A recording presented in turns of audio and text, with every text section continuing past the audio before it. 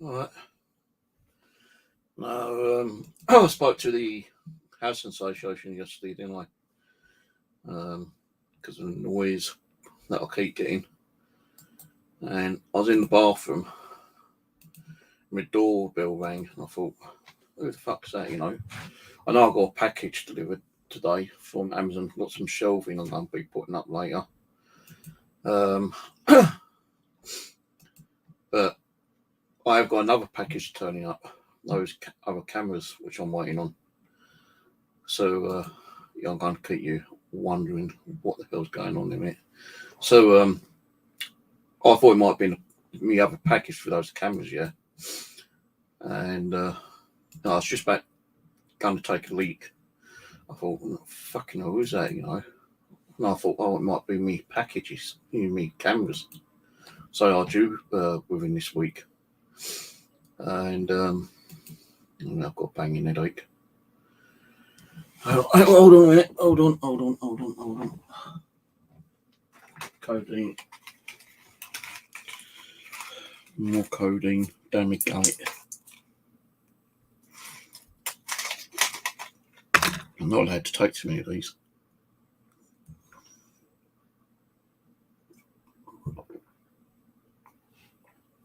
So I thought, you know, I'll have to see who it is. I don't want like my packages being left on the doorstep, so people can fucking go and come in and nick it. So you know, I had a quick look through the people, which I always do now. I always look for my people in case I don't want to talk to certain people. But yeah, it's upstairs ringing my doorbell, wasn't it? So I thought, oh my God, what she want now? What she complaining because I banged on the wall? I wasn't going to fucking answer the door. I thought, you know what? Fuck it. And she starts shouting, swearing at me, you know, like, and abusing me. I'm just going to slam the fucking door in her face. So I opened the door. She looked at me and like, I probably thought, well, that scoffy cunt. So, yeah, she goes, have you got a couple of minutes? I said, I don't know. Go, well, you don't, like, you know, that's fine. I can talk to you another time. I said, well, I am kind of busy at the moment. I said, what's your about? She goes, I just want to talk to you about the noise. So I thought, oh God. So I said, well, yeah, all right then, but can't stop too long because I'm really busy doing stuff at the moment and like my knees playing up. She goes, yeah, I've got bad news for you, know, so I can't stay too long. But to cut the story short, she kind of like apologised for the situation that she's put me in with all the noise. And I said, well, you know, the thing is, Amy, is like, how many of you up there now? 8? She goes, no, 7. She said 7 last time, unless one's moved out. But she's still got one due, you know, kind of thing. And she goes, like, you know, we kind of like, you know, we used to get on quite well, you know, between us, she said. I said, yeah, I know we did. I said, it's only started from when you had the other kids, you know, the younger one. She goes, well, they're twins, you know. And, you know, I can't really help the noise that they're making. You know, she goes, it stresses me out a lot as well. I thought, you know, I was going to say to her, why have so many fucking kids then, you know, kids can be stressful and whatnot. So, you know, I was standing at my doorway and I said, I can't let you in because, you know, I'm doing things at the moment. I'm trying to sort the place out. Because that's all right. I said, look, hang on a minute, let me grab my key.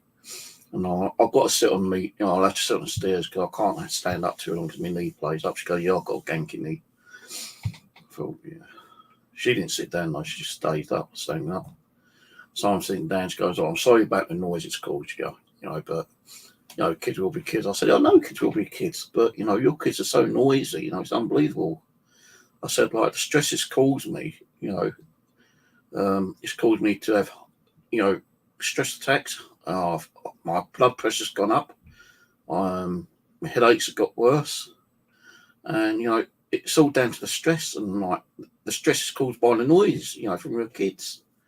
I said, I know I had headaches from, I'm kind of getting them mixed up on some of the bits and pieces, but it's roughly what I said, but in different form. It's not in so much different form, but I might have said one thing, then they said another thing. But the way I'm saying it's kind of like a mixture of things I said within the 5 to 10 minute conversation we had. So I said, look, I'm I'm getting stressed, because of the noise, and because of stress, it's put me on high medication. Me doctors put me on codeine because I used to have ibuprofen for headaches, but that doesn't work anymore. So he's put me on codeine. And last week I went to a neurologist's department for to talk to them about my headaches, and they said that's down to the stress. It's down to the stress because of the noise, that you get from your neighbours. And my doctors are worried about me and all that kind of stuff. Yeah, I said I've been in hospital a couple of times because I had high blood pressures and stress attacks. Well, I haven't, but she ain't going to fucking know that, is she? But I have been in hospital for blood tests and whatnot. I did go for the neurology, I can't even say that, the neurology department last week. And I said, because the headaches I keep getting, I've got to go for a brain scan this week, tomorrow. I said, I'm not lying to you. I've got to fucking let them go, prove it to you if you want. She goes, no, I believe you. I said, this is all because of headaches I'm getting from the noise from your eating kids. She goes, I'm very sorry that's caused you all this, situation. I am trying to calm the noise down, but you're not really helping yourself by banging on the wall, because when you bang on the wall, it gets them rolled up and they make even more noise.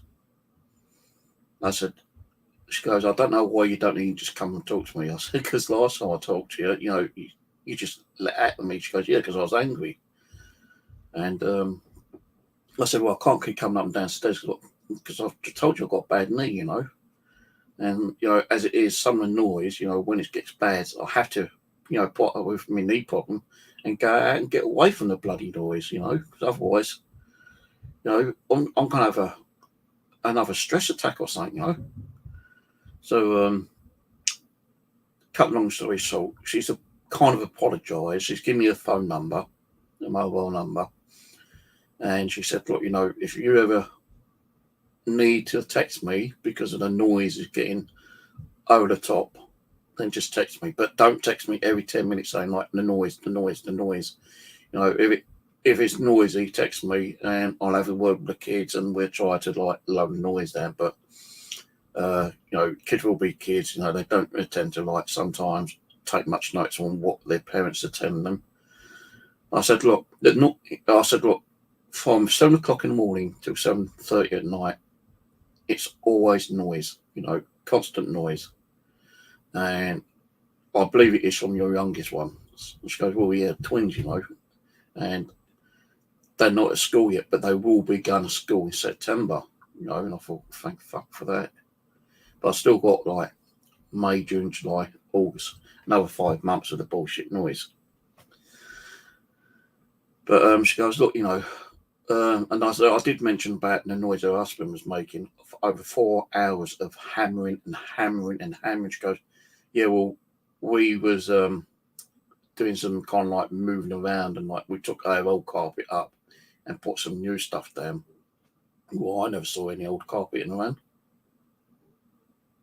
I'll go to the bin at least once or twice a week, and I didn't see no carpeting in there unless it's right down in the bottom.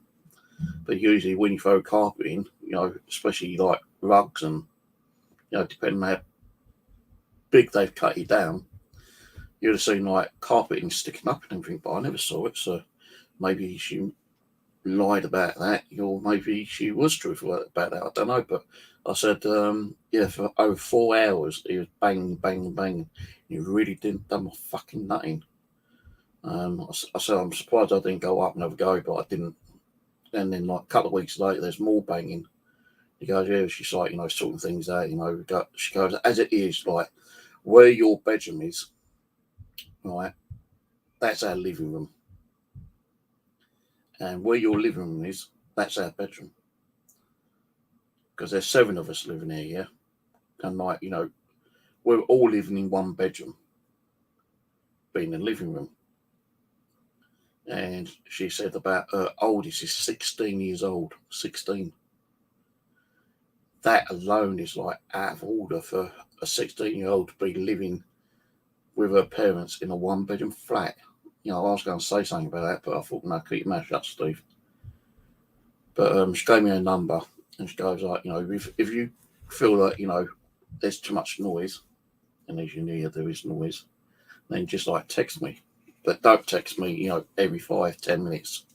I can only do what I can do, and kids will be kids, and she goes, as it is, it stresses me out. I had the same as you, like stress, anxiety, depression. You see, I'm pregnant, and it's going to be due any minute now, kind of thing. And yeah, there might be a little bit more. Well, I said, well, that's going to be a little bit more noise, but she goes, yeah, babies, you're not going to really hear, the baby that much. It's more the kids that are going to be hearing. Well, you don't know how loud babies fucking crying can be. Even my 3 kids were loud sometimes when they were screaming for their food when they were babies.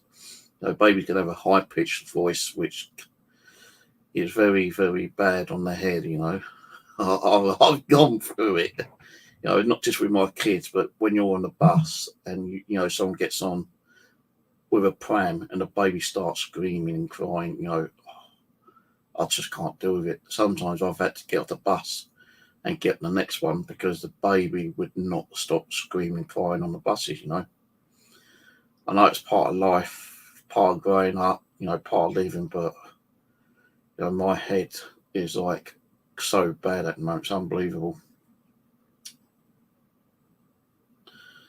So, I said, look, if your husband's going to be doing any more banging around, can you let me know? Because I might have to go out. She goes, yeah, like, because we haven't been talking to each other, he didn't want to come down and tell you because, like, it might have been an argument or something. So, we just done what we've done, kind of thing. And otherwise, we thought, sod it, we're going to do what we want to do. But I did tell her, like, she goes, why don't you, the kids play around in the room that your bedroom being their living room upstairs, yeah. So you're going to hear them running and jumping and banging around. She goes, why don't you just, put yourself in your living room a lot more? Then you won't hear as much. I said, I would, but I can't because it's cluttered at the moment. And I told her, I said, well, it's cluttered because all the stress and depression I've gone through over the years, I used to go out and buy a load of shit that I don't need. And like, it just accumulated, that room's crowded. It's cluttered. She goes, well, like, if we can set things straight, if you want, I can get my husband down and he'll help you sort it out. I said, thanks, but no. I said, I'm going to do it myself, kind of thing. I can get my sister around, help me to take, stuff down and she can take it and set it for me. And I said, I know this is going to be strange for you to hear, but I was a doll collector. And, I used to buy and sell dolls sometimes or swap dolls, because I believe that some of these dolls, which I've got, worth a bit of money, kind of thing. And I was trying to sell them, but because of the eBay fees and everything, I couldn't afford to lose money on them. So I've kept a lot of them. And, if I can't get rid of them, then I might pass them down to the family and then they can do whatever they want with them. But at the moment, I'm trying to sort out my living room. And she goes, well, and if you don't want him in your room and you've got a load of rubbish you need to take down, just give us a call. And my husband will be happy enough to come down and take the rubbish outside your house and put it in the bin. I said, well, yeah, okay, I'll think about it. She goes, well, it's up to you, we're here to help you. I said, another reason I can't be in that living room because it's bloody freezing cold in here. I said, I've got no central heating. Hey, why ain't you got central heating? I said, because the gas burner, you know, the boiler I got, when I turned that on, you know, it used to like inflame my asthma, because I have asthma. And, you know, it increased my asthma attacks. And also I couldn't afford the actual gas bills. So I had it disconnected. So I'm just running on electric at the moment. She goes, well, have you got a blower with you? I said, yeah, I've got one. She goes, well, we've got a couple if you need them. I said, well, no, I don't need them because I don't go in the living room. That's why I'm in my bedroom all the time. She goes, well, as I say, like, your bedroom is underneath our living room. And, like, you know, we can't keep swapping and changing because the room that you're in would not. And, you know, the room you're in is around about the same size as the room upstairs. Because their room, which is now, well, this is my bedroom, yeah. But upstairs, they've made it into a living room. And she said, you're going to get a lot more noise up that way. Because, like, you know, the kids are running back and forwards and jumping around on the settees and stuff like that. So, yeah, you will get a bit more noise. So unless you sort out your living room and sit in the living room a bit more, then you won't hear so much noise because the living room, your living room being above or below our once used to be a living room, it's now a bedroom. And we're all sleeping in that one room. And, you know, I said, well, how many kids you got now? I said, what was it, 8? After, when this one comes, 7. Now, I remember saying a couple of years ago that she had 7 people there at that time. So unless one's grown up and moved out, I don't know. But I thought, hang on a minute, she told me 7 before. Now she's got that one there. That's going to be 8. So I didn't say anything. I thought, well, you know, I was going to say, well, I thought you told me 7 a couple of years ago. But, you know, she still might have the other child being the 8th one. But that one might have moved out. I don't know. It's nothing to do with me. And she goes, we have tried, you know, moving. You know, we have, like, written to the MP, she goes. She reckons she's written to the MP, the council, and other organisations to try to move. She goes, we're trying to get a 3-bedroom place. Well, even a 3-bedroom place ain't going to be, you know, big enough for 7 or 8 people, is it really?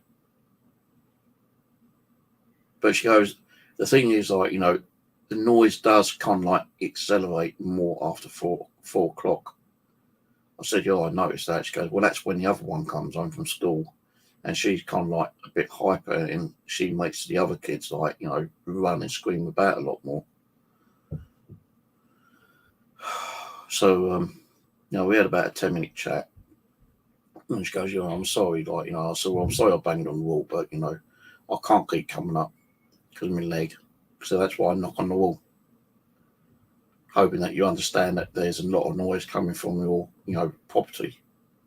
She goes, well, you got my number. You know, if you hear a lot of noise, just like text me and I'll try and cut it down. Now, this has only been done today because I spoke to the housing advisor yesterday. You know, if I hadn't spoken to her, she wouldn't have come down. She wouldn't have said anything to me and it'd still be going on.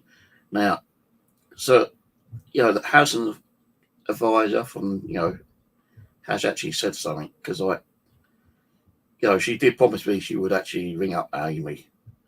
And I said to him, yeah, I'll actually ring up the Housing Association to put a complaint in because I just can't deal with it anymore. You know, why should I keep suffering, you know, attacks, you know, stress attacks, anxiety attacks, because your kids being noisy? Goes, well, in some, you know, when the summer comes, we will be going out a lot more as well. I said, well, hopefully I'll be going out a bit more. Even with a ganky leg, you know, kind of thing, I hope to go out a bit more. So I won't have to suffer with noise. I said, you know, even if you are in, I said, like, I can't keep going out because it's cost me too much money to keep going out. And, like, you know, I'm trying to get my leg to feel a bit better, but, you know, it's just giving me too much pain at the moment. So I can't go out. And if I can't go out, I've got to suffer listening to your noise. So she goes, well, let's say we are going to go out a lot more during the summertime. And, you know, we are trying to, you know, move. And she goes, I bet you'll be happy when we move. I said, yeah, I will be, to be honest. Yeah. I said, I'll be bloody happy when you go. She said, I just hope there's not going to be another noisy family upstairs.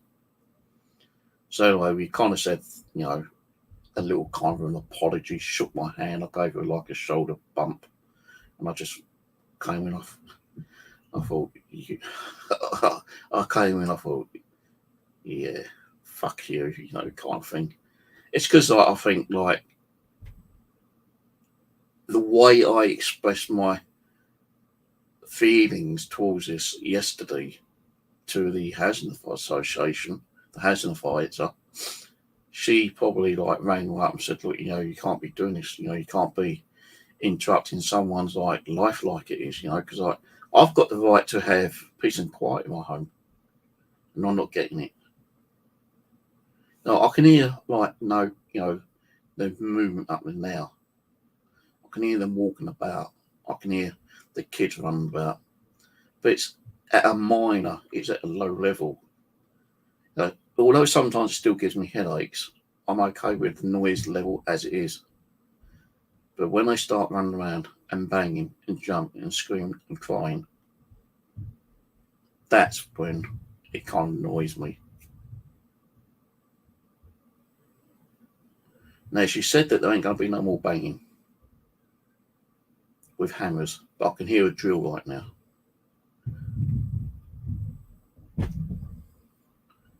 And that's them probably just moving things around. No, I'm not going to text and say, hey, you know, what's the bang, man? Because I know that they're moving things around. You know, she could have told me they might be moving things around, because it did wake me up earlier where I could hear things being dragged about. But this noise will probably only be half an hour maybe. So I'm going to have to put up with the dragging and banging for half an hour. It's more the kids that's causing the problems. And I said to her, look, you know, she complained about my bedroom, the bathroom door slamming. I said, well, look, you know, I had to have the window open at occasion because I have asthma and I need air in here to breathe, you know. So sometimes I leave the window open in the bathroom, and it's the bathroom door that slams because it's catching on the draft. You know, I said I can only apologise about that. I'm not going to shut the window, so I can't get the air into the place. So I said, if I think about it, you know, because of the headaches, I can't concentrate properly. If I remember to shut the door a bit more quietly at night time, I'll do it. But if I don't, then that's because I can't concentrate because I've got a headache. She goes, well, you know, sometimes it is a little bit noisy. You know, I'm okay with it, you know, it don't really bother me. But, you know, we do hear your door slam. I said, well, we ain't, you know, I was going to say, well, we ain't bothering your wife, can bring it up, you know, kind of thing.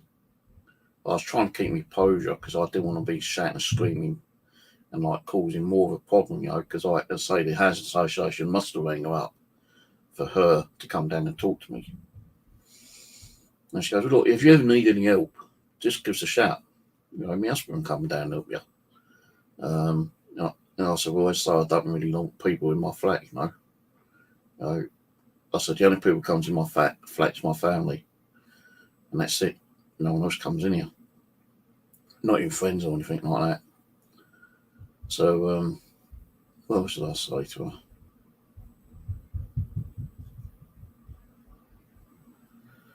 I said something, I can't remember what it was now, but I know between now, 5 o'clock, or 6 o'clock, it's going to be a little bit noisy up till 7:30. So, you know, and I have been asleep a lot more today because I didn't go to bed till like 6 o'clock this morning. I was watching some movies. I did actually do a 3 o'clock stream this morning offline, just a little ghost box to see if we got anything, but nothing came through really. I think the cage meter flashed a couple of times, and the vibration detector went off once, but I don't know if that is picking up the sound of me popping a tablet at my medication box thing. So,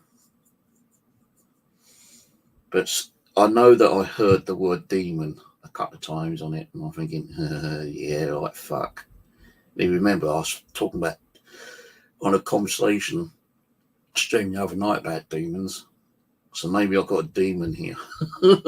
Well, if there's a demon here, they ain't fucking doing nothing to prove that they're here, are they really? But yeah, like, you know, hopefully things will kind of quieten down a little bit. But, you know, she gave me a number and I just text her saying, this is Steve's, you know, flat one, you know, it's my number. But, you know, she's trying to, like, you know, be, oh, well, if you need any help, you know, my husband can come down and help you. You know, if you don't want him in there and there's a load of rubbish you want chucked out, just let us know, and my husband will be too happy to help you and take the rubbish down because you need. You know, if you've got any problems with heating, we've got a couple of heaters you can use if you need it.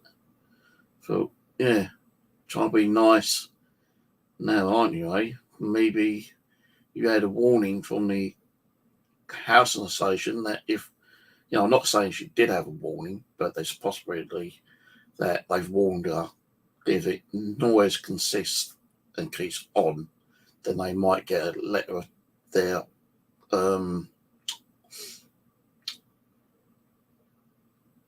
termination.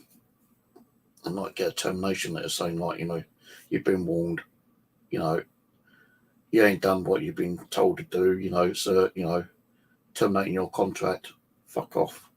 And she ain't got nowhere to go. She hasn't. She said, you know, we ain't got nowhere to go at the moment. You know, we've been writing to the council, we've been writing to the MB, and they ain't done nothing. I said, well, I know what it's like trying to get housing.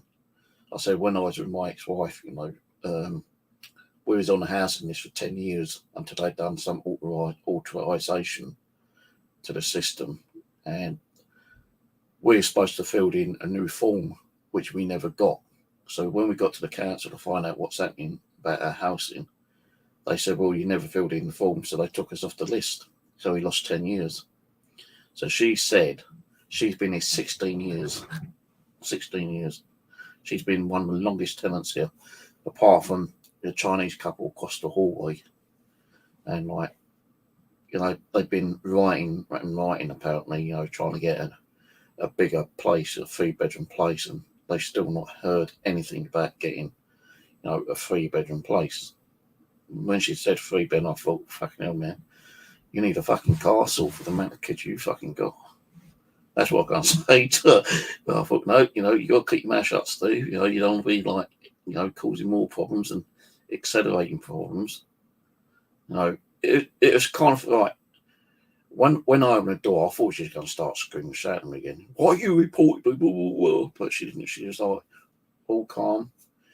She was in a dressing gown, keeping a unborn baby all nice and warm, you know. I said, right, I'm sorry, I'm going to sit down, you know, on the stair because my knees hurting. And she goes, yeah, I've got a bad knee, but I'm not going to sit down, I'm going to stand up. I said, well, that's up to you, you know. But yeah, she's trying to be all nice, and she goes, look, I don't want to be like this, Steve. You know, we used to get on okay with each other. I said, you know, she goes, you know, I know my kids are noisy, and I can only apologise for that. She goes, no, my kids even do my head in. I said, well, can't you just tell them to calm down? She goes, I tell them to calm down, but they don't listen. They just carry on. I thought, I was going to say, well, you can't be much of a mother to control your kids and tell them to, you know, calm down. When my kids, and just can fucking tell you, when my kids were a pain in the ass, they got fucking telling off, I tell you, man. Even my daughter, Sarah, she got a few telling offs. My son, he wasn't too bad. No, he wasn't too bad. You know, he done a few little things, but it is my second oldest daughter, Sarah, who is more of a pain in the backside, and just can tell you that. You know, there's no harm, right, with a slap across the backside or on the hand. But what I don't like is when someone actually beats shit out of their kids and their kids go to hospital with cuts and bruises and all that stuff. You know, even at school, you know, we all used to get a slap from the teacher. You know, if you think in the Victorian times, kids got fucking whacked with a great big cane, and I mean like a proper cane, you know, and that actually, in one way, disciplined kids. You know, half dozen whacks across the backside. You know, nice big cane. I know it left marks, but at least it kind of like taught the kids a little bit of a lesson, you know, kind of thing. But, you know, over the years, you know, you hit a kid now, fucking hell, man. You're down the old next station, you know. Assault on a minor. I still say kids need a slap now and then, you know, just to be taught a lesson and be warned off from being naughty, you know. Not like, you know, a serious, you know, beating. A couple of slaps across the backside. That's all it needs. Then, you know, they can turn and say, you know, fuck, I ain't going to do that again. But no, you're a kid now. You're down the next station.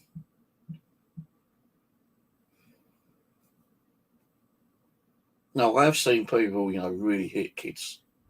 I remember when I was up near the post office, and there's a little girl there. She's a white girl, right? But her old man was like Asian, I think. And he was really shouting and screaming at her. Really shouting and screaming. And anytime she opened her mouth, he'd hit her. He'd hit her. And he got on the same bus as me. And every time she tried to say something, shut up, I don't want to know. I don't want to know. Don't tell me this. But he's asking her questions. Why are you doing this? Why are you doing this? Why are you doing that? And every time she goes to answer, shut up, I don't want to know. Don't talk to me. And he lit her. And I thought, if I wasn't going to get off that bus at that particular time, I'd fucking like knock the cunt out, I'll tell you. And I'm not a violent person, man. You know, the way he was shouting, screaming, and hitting her, I should have fucking reported his ass, I'll tell you, man. I should have done. But I didn't. And like, you know, I do see like, you know, a lot of people slapping their kids. And I'm thinking, well, why did that person just slap that kid? Maybe because, like, you know, it has been a bit of a pain in the ass. And yeah, sometimes shouting don't do nothing, but you know, when the guy's shouting at this young girl and she's trying to, like, you know, give him the answer, then he starts shouting and hitting her because she's trying to answer the question that he's just asked her. It's fucking ridiculous, man. How can she defend herself and protect herself by answering a question that he's asked, and then for him to tell her to shut the fuck up and hit her? I remember that day. It was only about a year ago. I still remember it. But yeah, like, you know, shouting at someone doesn't really help. Shouting at someone sometimes can actually accelerate the problem. You know, a lot of kids don't understand that, you know, kind of thing. You know, they've not been brought up the way we were brought up. You know, I had a few slaps when I was younger from my dad. You know, to teach me a lesson. Told me not to do this, not to do that.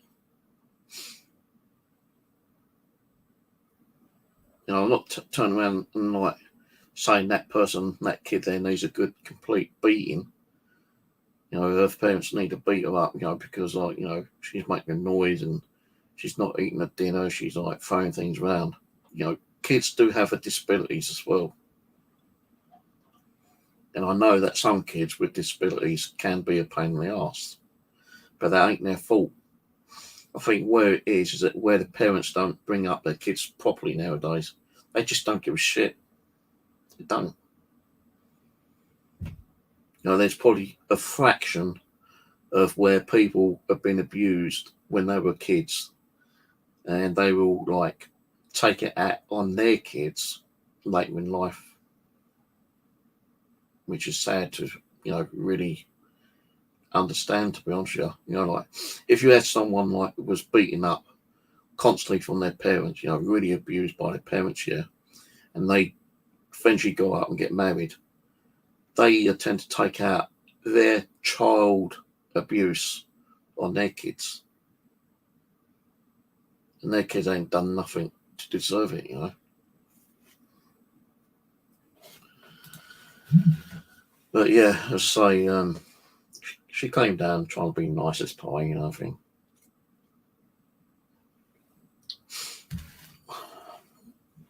We just have to see how it goes now.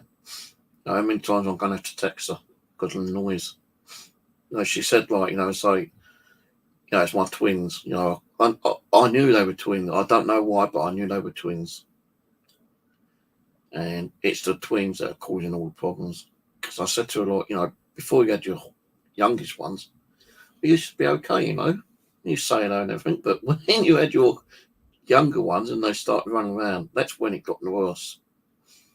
She goes, yeah, I know, like, but kids will be kids, Steve. I said, I know kids will be kids, but, you can only take so much. She goes, I know, I can only take so much, but I try to block it out and ignore it. So in one way, she's saying, well, can't you just block it out and ignore it? No, I can't block it out and ignore it because she ain't the one who's fucking sitting down here listening to the noise.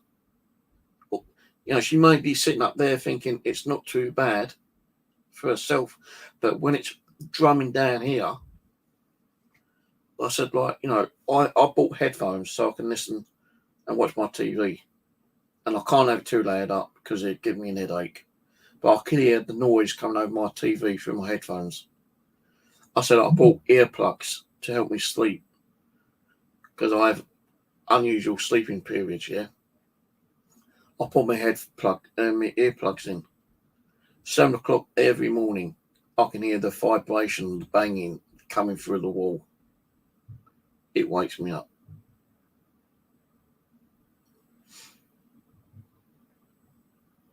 I said, like, it ain't doing my health any good.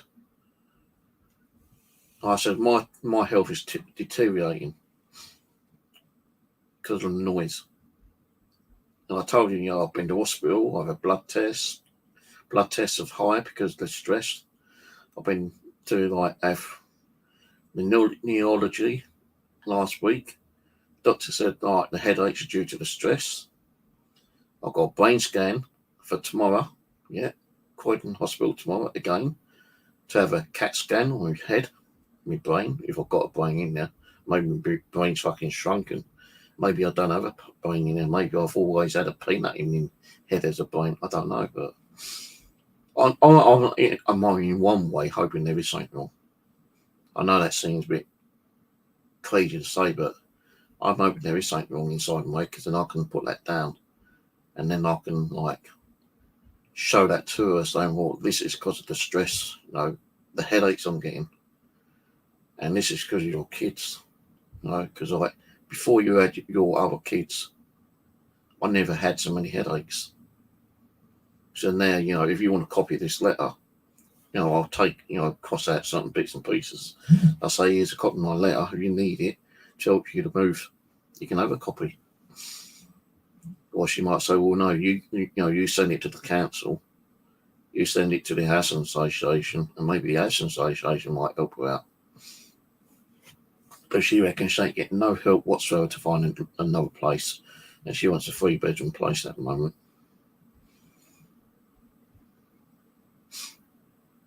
But I said to her, I've got an appointment for a brain scan tomorrow. I said, don't believe me, I'll go and get the letter. She goes, no, I believe you.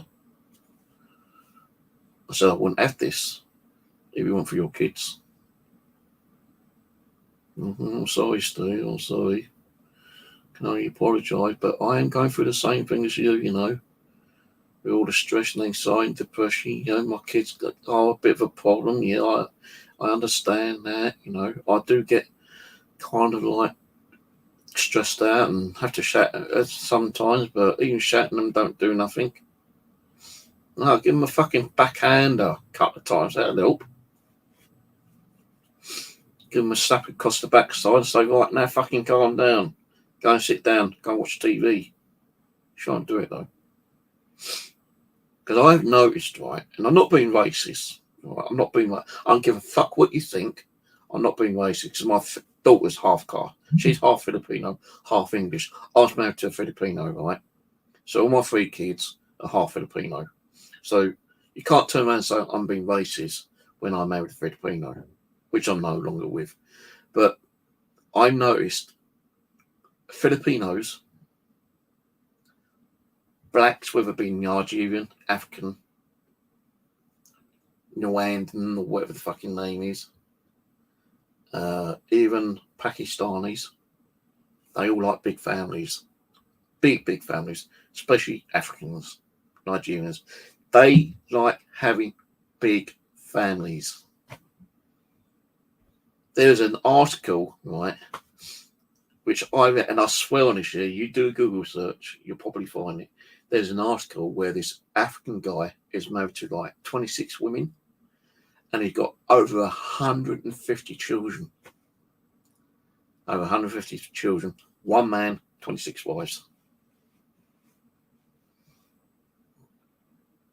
The reason being because like, when they all grow up and hopefully get jobs, they can help to pay or keep their parents in a happier kind of like living standard, I suppose. Because like, you know, it's like I've paid my way with my kids, yeah, and my kids help me out time to time, especially my son. You know, he bought me the chair. He's bought me a few other things, yeah, in the past. He is a manager in the supermarket. I can't remember what supermarket it is, but he does get a decent wage. But I love my kids dearly, and I don't have the money to, help them out, kind of thing. If I had the money, I'll be giving them money every fucking week, but I don't have the money. I'm struggling myself. So when you have a bigger family, when you're struggling, your family is helping you in your older age. Maybe that's why Africans and Pakistanis and Filipinos and all that kind of stuff, yeah, get or have a larger family so the family can support their parents when they get old. You see what I mean? Oh yeah, I got a good idea when I hoovered Wendy's hair up. Yeah, when I was a kid, my mum told me to hoover the living room. My sister Wendy was laying on the floor. She had very long hair, way past the bum, down near her knees and nearly. And I asked her to get up. She wouldn't get up. I said, Mum's told me to get and hoover. Get up or I'm going to hoover your hair up. I said, no, she wouldn't get up. So I just got the vacuum cleaner, went straight across to her. Her hair got rolled up in the fucking vacuum cleaner. She's screaming out. My mum comes in. What the fuck are you done, you little shit, My mum had to turn the vacuum cleaner off and unroll her hair, but because she couldn't get all the hair out, she had to cut quite a bit off. So instead of her hair being down near her knees, it was half up her back. Time my mum cut off a lot of hair, and I was scared. I knew that I was going to get good fucking hiding from my dad when he came home. And we lived in Jordan's Wood at the time, just down the road, just up the road from the mental hospital. And the mental hospital's got a fucking 12-foot fence. I ran down there and I scrambled up that fucking fence. I scrambled and jumped over. And I was there for a while, and suddenly I can hear my dad going, "Stay where the fucking are you? Get your ass home." I thought, fuck. And I knew I was going to get a fucking hiding. And I just had to say, yeah, I've done a stupid thing. I owed my sister's hair up. I'm going to get punished. And I had to go home and face that punishment. And I got a fucking good hiding. And I was sent to bed without no fucking dinner. So yeah, when you do things, you do need to be addressed, and you need that punishing. You need that little slap across the arse. I didn't get a slap across the arse, I got more than that. But that's because me being an arsehole, vacuum cleaning or hoovering up my sister's hair. And I don't know if my sister Wendy would ever remember it, but I still remember it from, as if it was yesterday. She's laying there, her hair all nice and long, she's laying on the floor, her hair's all spread out, and I just got the vacuum and I went straight across it, and you can see her hair going as it was going up the fucking vacuum cleaner. My mum done her fucking up. She left the punishment, to my dad. And that's the only severe punishment I really got, because I was a good little boy when I was younger. Even when I slipped and put my hand through the window at the garage window, because we had a garage.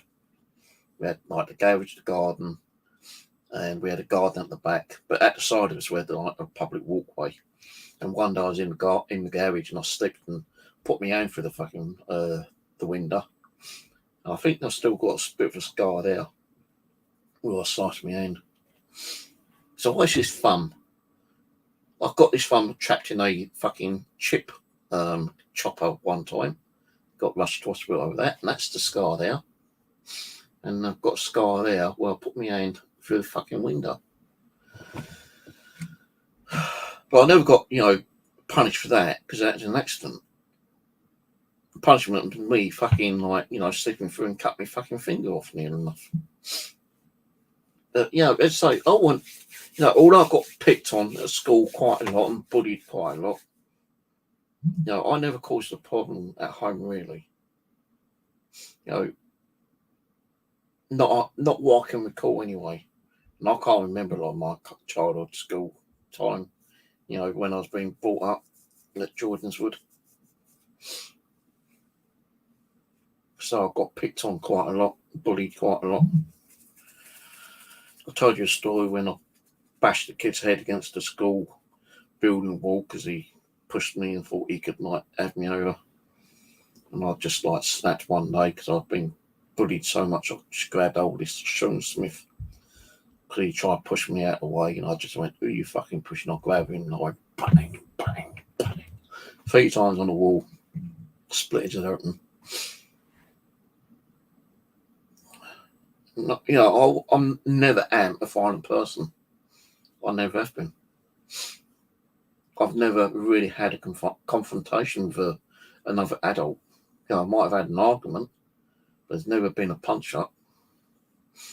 No, if someone came up to me now and threatened to hit me, I would probably try to defend myself, but I know for a fact my punches wouldn't even fucking hurt him because I've got weak hands.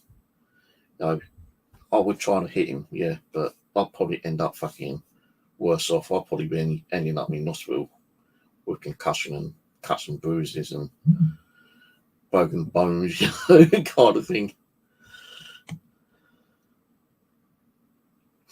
No, I'm not asking my kids to give me money. No, because I know, Jessica, she's got 2 kids herself. But if you think back, when they grow up, they're going to be looking after their mum. Because when my son gave me money, I said, "Why are you giving me money?" He goes, "Because you brought us up, you spent money on us, so it's our time to give you money now." I said, "Well, no, keep it. You need it yourself.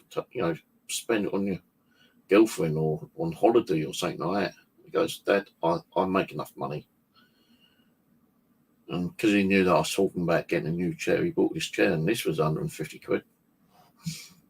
It's already getting damaged because I'll keep rubbing it at the back of the chair. It's made. I don't really want to be getting up and lifting the chair up, but it's caused this bit of damage here. It's not too bad. I did put some black taping on it, but the tape came off because I'm sitting there and it's rubbing against the little table beside me.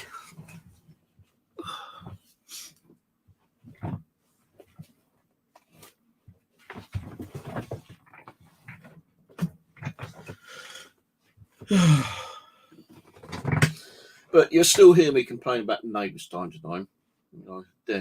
Guarantee it. I'll be streaming one day and you'll hear the noise I say. You're going to hear me say, "Here we go, more fucking noise again." And it gets too out of hand. I'll just send you a text to say, "Amy, sorry, but too much noise. It's giving me an headache." And then she'll just say, "Okay." She might text me back, or she might just have a word with the kids.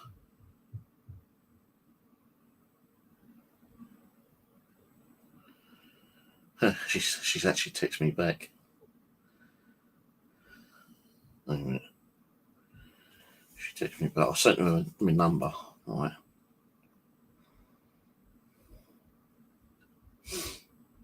This goes,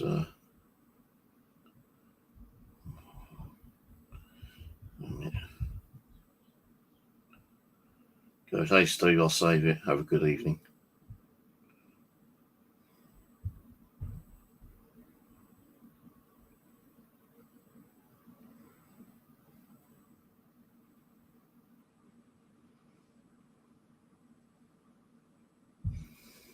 She goes, hey Steve, I'll save it. Have a good evening. I said, we'll try to. You too.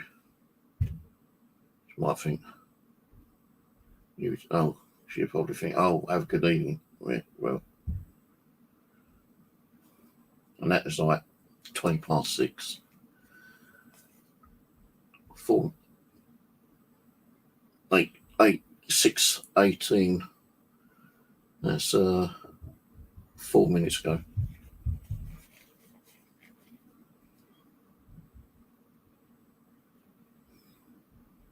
Hey Steve, I say, have a good evening. Yeah, but I can hear the fucking noise still. It's those little ones. I know it's the little ones, and like I say, I know, little ones will be a pain in the arse, even if you tell them to stop the noise. They think that, you're playing with them. They're joking with you. Unless you get something, drags them to the bedroom and tells them to fucking go to sleep. They are just going to ignore. Kids will always ignore their family, their parents. I try to ignore my parents sometimes when I got told off, but that ends up with a fucking backhander. But I was never really a bad kid. I really never ever really caused any problems with my family. My mum, dad, my sisters always used to get on with each other. I'll get on with Denise and Sandra quite a lot, but I still have an issue with Wendy. Wendy's been trying to be really nice to me lately, and I've just not been kind of like acknowledge her. I know she's trying hard, but sometimes I just don't want to be answering like text messages on her because she sends me silly little fucking like images on Facebook, and I'm thinking, well, why are you sending me this? It might be funny to you, but it's not funny to me,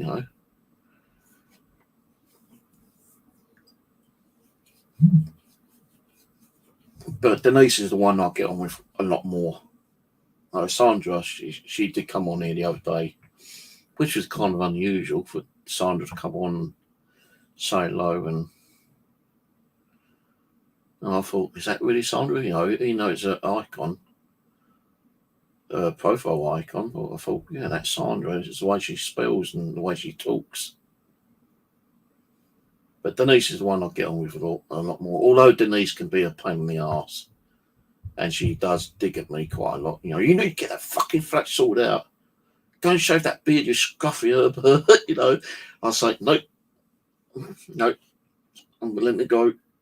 I was letting it go last year until that court case come up, which I had to be a juror. If I was going to be a juror, I would have let it grow and grow and grow. And I would have tried to get like a part-time job. It was fucking Christmas, Santa Claus or something, But I'm not going to do it this year. I'm just, I will probably cut it off because it is getting a bit kind of like, annoying sometimes. Especially my hair needs to be done. I don't wash my hair as much because, the thing is, I saw an article in the on one of the news articles, and I said constantly washing your hair will drain all the grease out, and it will make your hair kind of like more ragged, and you'll get grey hair a lot quicker. You don't even need to wash it even once a week. Once every couple of weeks is okay because you're keeping that oil in your scalp. And with my hair, if it's cut short, it always sticks up at the back. It really does. And even when it's like long like this, it still sticks up at the back. And all I've got to do is comb it down.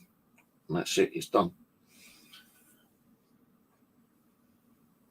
No, some people say, oh, that scruffy cunt, all that fucking, I was trying to see what she was, I bet she thought to me today, like, look at the fucking state of him. Yeah, because of you fuckers. You know, I don't need me looking like a scruffy fucking hermit. And I think some of this is because I'm too lazy to go and have a shave. Because every time I try to do something, I just lose concentration because of the noise. You know? It's always the noise that's causing it. I did start sorting out the living room the other day, and I threw like half a dozen bags of just complete rubbish out. And I was going to go to the charity shop today to take out 3 bags of stuff up there. But, you know, I say I didn't go to sleep till about 5, 6 o'clock this morning. And I didn't go up till about, I got up once to go to the bathroom. And then I came back and went back to sleep. Then when I woke up again, it's like 3:30, 4 o'clock. Went to the bathroom again. And then my doorbell rang downstairs in Intercom. And it's Amazon. Because I ordered some shelving yesterday to put in the hallway. Because I want to put 2 cameras out there when they turn up. I've got one out there now, but it's not got audio or sound on it. So the 2 I've got, it's got audio and sound on it. And I want to put those out there on the shelf. Well, actually, no, I'm going to have to put those drill into the wall kind of thing. But I've got to do some like kind of altering kind of like thing. I need to get another extension cable, 2 extension cables for me cameras. So I'm going to put one, like, if you remember when I used to do the hallway sometimes, I used to have a camera here and a camera there. Well, they are still there, but they're the old bullet wired ones, and they're not even connected anymore. They just stuck on the side of the doors. So I want to put them up, the new Wi-Fi ones up, but I need to like cable it round with those tack things where you put along the wall, so it's nice and tidy and not hung like it used to be and making it look like a fucking bodge up job. So I've got to order some more of those extension cables. I've only got to order another one, I think. So I've still got one up there which I kind of like salvaged. No, it's a new cable, just that when I bought it, it wouldn't fit the camera that I wanted to connect to. So I had to change cameras over.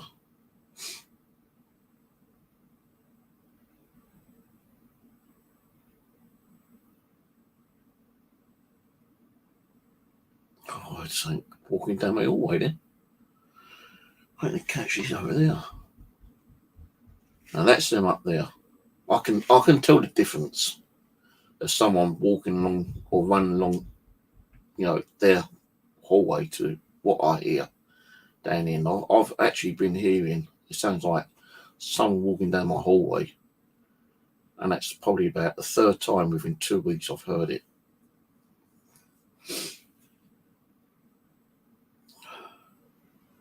But yeah, I've got this shelving. It's like 3 shelves, about that long, I think, with the brackets.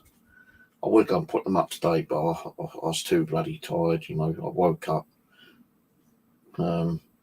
Amazon delivered them. I went to lay down for a little while longer, and you know, I couldn't get back to sleep. Although it's like 3:30, I thought I'd go back to bed till at least 5, but I couldn't get back to sleep.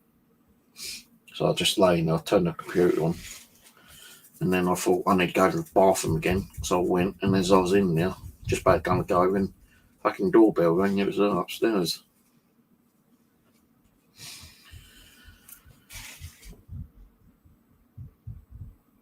So she knows that the kids, I said to her, it's when the kids are running around up along the, you know, the hallway.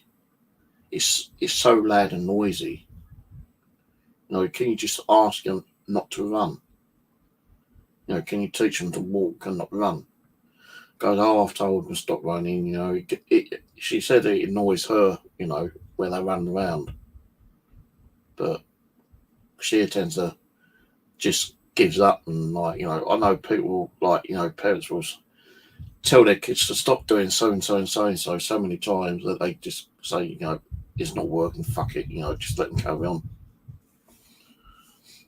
But this will carry on until 7:30, another hour. Some people will just say, like, you know, just let it run, you know, just try and not let it worry you, you know, try to block it out. It's hard to block out, it is. And I do have to fucking sit and suffer with it.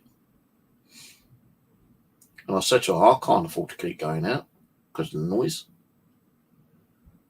And when we do get the summer, you know, I will be going out. And I need to go and do my bushcrafting and sort my bushcraft camp out because it's leaking water when it's raining. And the water's coming both down the sides of my sleeping bed thing. My bed desk, what's it called? Bed boxing. So I need to go and sort that out and find out why it's still leaking. I need to take some more tarps up there and do the roof again. All right, Shrimp. All right, Rose. I sent you a link last night to come on stream. You didn't fucking come on. Bloody woman. Oh, it's just my neighbour. She came down and kind of apologised for the trouble and the stress she's put me through with her kids because I rang up the Housing Association last night, well, yesterday, and they must have rang up and spoke to her. She's trying to be nice now. Well, if you ever need anything, Steve, just let us know. You know, if you need a little bit of shopping, let us know. We'll do it for you. If you need help, because I told her my room's cluttered. She goes, why don't you stay in your living room a lot more? Because that living room, right, is our bedroom above you. And your bedroom is our living room. So, you know, because of the living room, you're going to get a little more noise in the living room, which has been your bedroom below us. And, you know, I do talk to my kids and tell them to stop running around and banging about, but they just don't listen. So can't you, like, spend more time in your living room? Because above us, you won't get so much noise because it's our bedroom. I said I would if I could, but I can't because it's cluttered at the moment. She goes, well, if you need help, you know, my husband will come down and help you. And I told her about all the dolls, you know, I said, like, you know, I collect dolls, but I stopped doing it because I used to try to sell them and swap them and, you know, but I've stopped doing that now. I said, like, a lot of them are worth a bit of money. I'm going to hand them down to the family or give them to my sister and sell a few for me. But I said, it ain't just that. I said, because all the stress and anxiety and depression I'm going through over the last few years, you know, I went out and I spent money on trash, you know, just junk, which I didn't even need. And that room's like half filled with junk. Well, you know, if you need help, you know, find stuff away. My husband will come and help you. I said, no, I don't want people in my house. Oh, no, if you want to put the rubbish out in front of your door and you need help taking it down, let me know. My husband will be, you know, only too willing to help you to move the stuff down into the bin. You think I'm going to let them in there? Fuck that. I might fucking nick stuff. I still don't trust them. Although she's trying to be nice as part, I still don't trust her. Right, Nigel.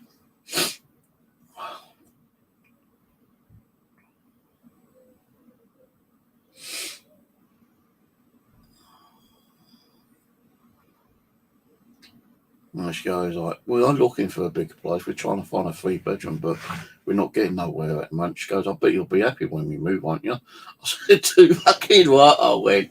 I said, oh yeah, of course I will. I said, I just hope they don't bring another fucking family with noisy kids. And I, you know, she said that when she was walking up the stairwell. I knew she was due. I knew she had enough because I saw her the other week. And I just completely ignored and walked past. I thought, yeah, fucking skanky cows, and got another one on the fucking way. Why she got so many kids in a 1-bedroom flat? Her oldest being 16, coming up to 16. And that's wrong. That's wrong. A 16-year-old living and sleeping in the same room as a husband, as her father, as her mother, and her other siblings. She needs privacy. And she's not getting that privacy. They can be done for that. They can. Every time she goes to take a shower or get dressed, that girl has got to go into the bathroom for her privacy. What if all the other kids are at school one day, right? And she's at home because she's, got the day off or something like that to study, privately or whatever. And, her old man walks in while she's getting changed or something, yeah? That's not right, Now, why should someone keep going to the bathroom, keep, changing?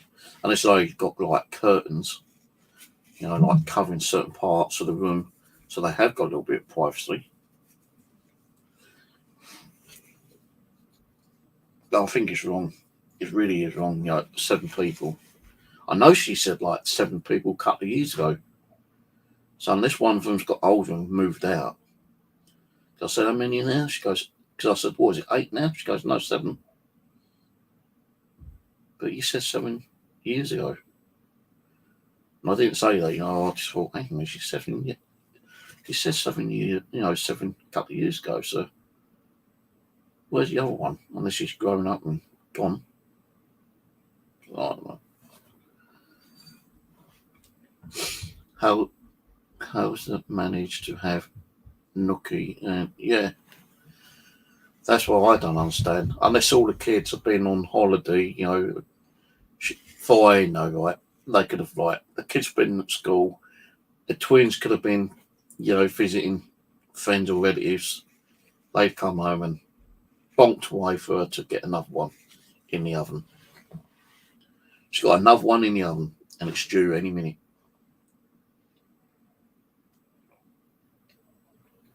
Because I said, well, that's another one. More noise. No, she won't be causing no noise. I said, well, babies tend to scream and cry because they want feeding and changing.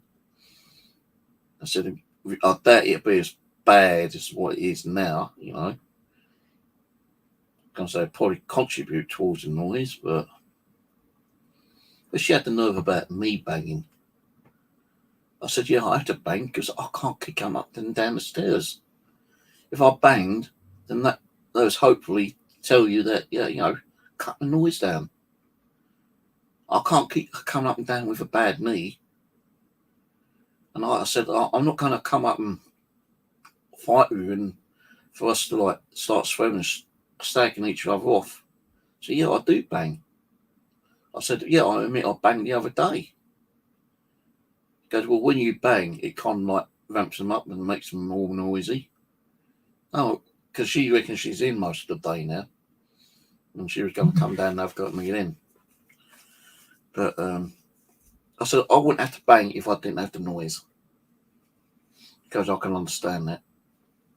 But it kind of annoys me and upsets me when you're banging on my ceiling. I said, hang on a minute, hang on. How many times have I told you I'm not banging on your ceiling? Because your ceiling is above your head. And she kind of looked and goes, yeah, isn't it? I said, yeah. And I said, I'm not banging. She goes, well, you're banging on my floor. I said, no, I'm not banging on your floor. I said, I'm banging on my wall in hope that you would get the gist that there's too much noise coming through. So I'm banging on my wall. I'm not banging on my ceiling, your floor.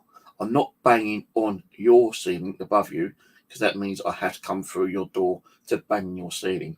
So please try and get it right. I'm not banging on your ceiling or your floor. I'm banging on my wall. And she was going on about my door slamming. I said, I'm sorry about the door slamming, but I need the windows open to get air in because of my asthma. I need air. And I thought she was going to turn around and say, well, why not open your bedroom windows? Well, they are open some of the time, but I'm still not getting enough air in. So I only have them open at the crack of the security.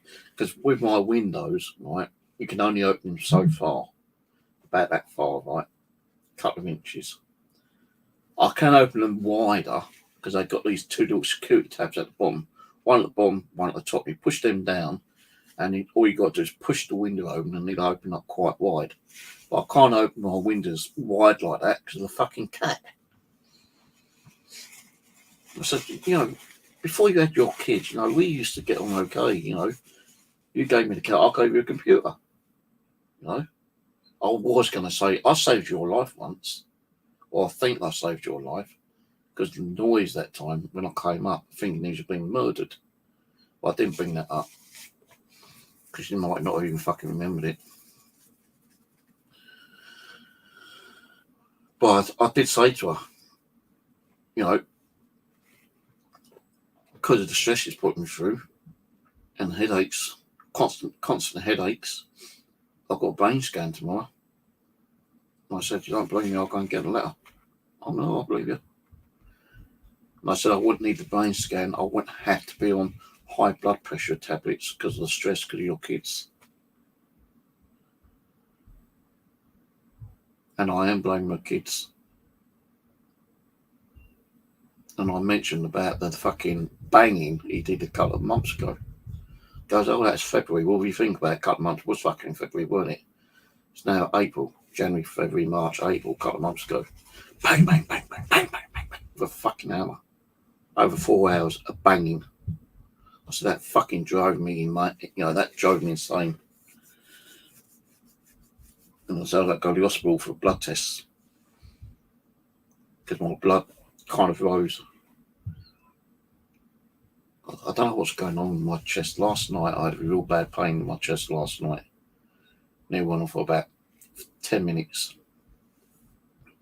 Felt like I couldn't breathe. It's like someone punching me. It wasn't, I know it wasn't a heart attack. It might have just been like indigestion, heartburn after the kebab takeaway I had. Maybe it just hadn't settled down and I was having like one of those kind of like heartburn situations. But it was really painful last night, I tell you. Felt like I couldn't even breathe.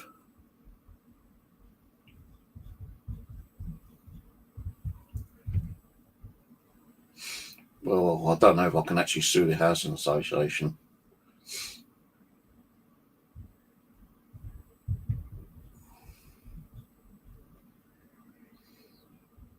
See, you can hear the noise, banging, running.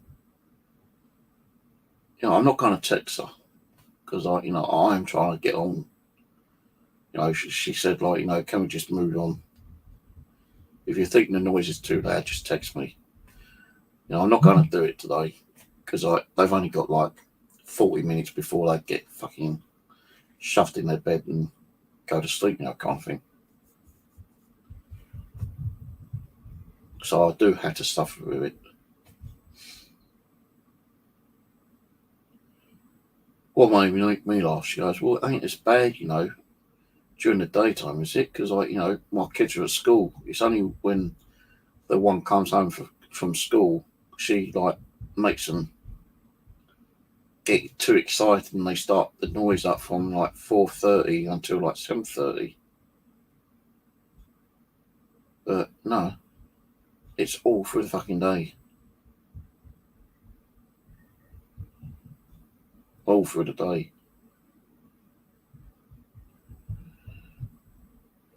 I said, but you can see them running and jumping about. Can't you just ask them to stop running? Well, I do, but they don't take much notice and I just get fed up with it. Really? You got two adults up there. If one tells them something and it don't do it, then the other adult gets a bit more stricter. And say, stop fucking running about or you're going to get an hiding. But I think they're just too soft with their kids.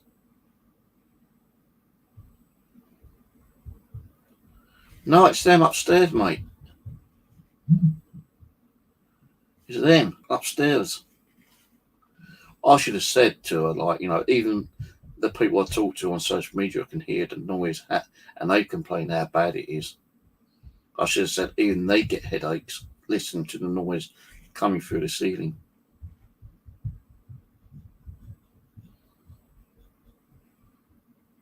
I've got a good mind to say, Amy,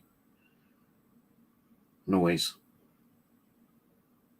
And she'll probably think, oh, here we go. You know, I've told him that, you know, they will run around for a few hours, you know, during the daytime, you know. I'll just give up. You know, she says one thing, but it never happens. Trying to be nice as pie. You know, saying, oh, well, I'll definitely try to stop the noise, lower it down, but it's not happening.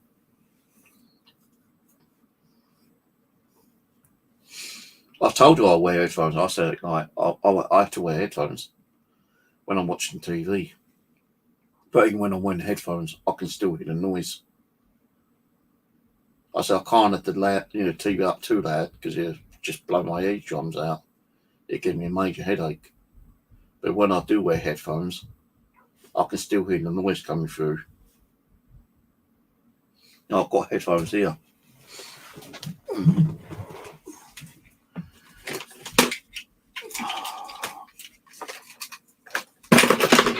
And the thing is, me wearing headphones, it makes my ears irritate and itch.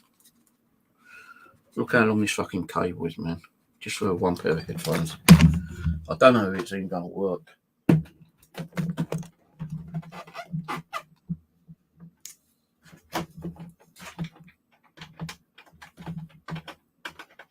I can't even see where the fucking headphone socket is on here. Where's my phone? I've got to be careful because otherwise my fucking TV will fall forward and smash the screen.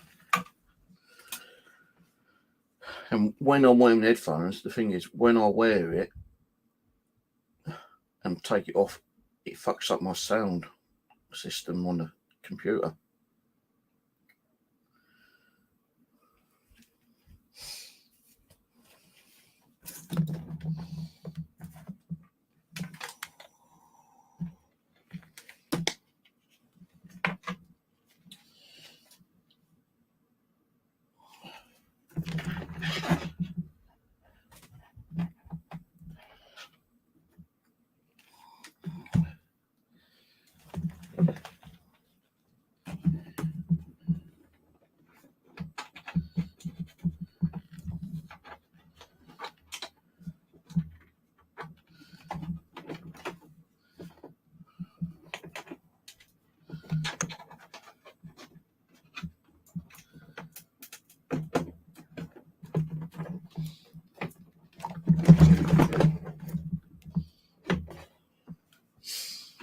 I don't even know if that's going to work. Anyway, why do I need them plugged in? I'm not listening to anything, am I? Let me try something. Let me see if that's worked.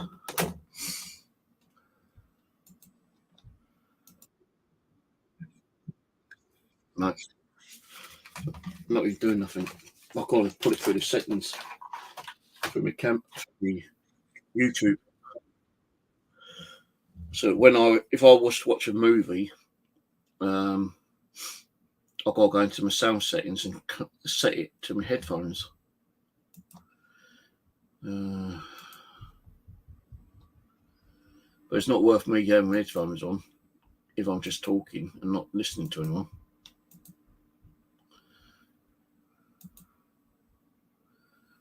And it's not even picking up the headphones on this one.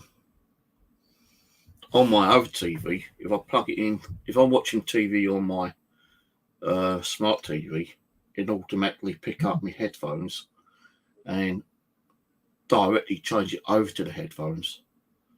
But on this one, for some reason, the PC is not picking up the headphones on this one. And I use this one more to watch YouTube and everything.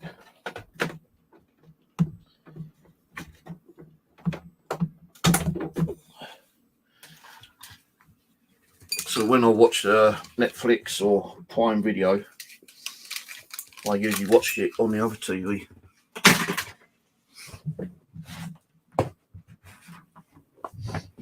You know, I can't, you know, when we're just sitting here talking, it's not worth me putting my headphones on because I'm not sitting here listening to anyone else, am I really?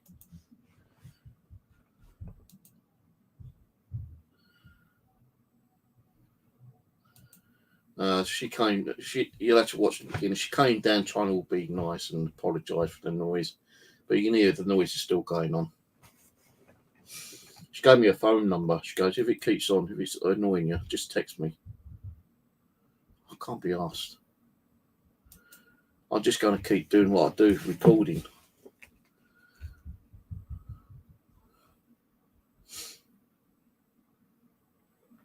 No, she said that she's trying to get her to move into a 3-bedroom place, but the council and the MP hasn't done anything because she reckons she's wrote to the MP. No, that's true or not, I don't know.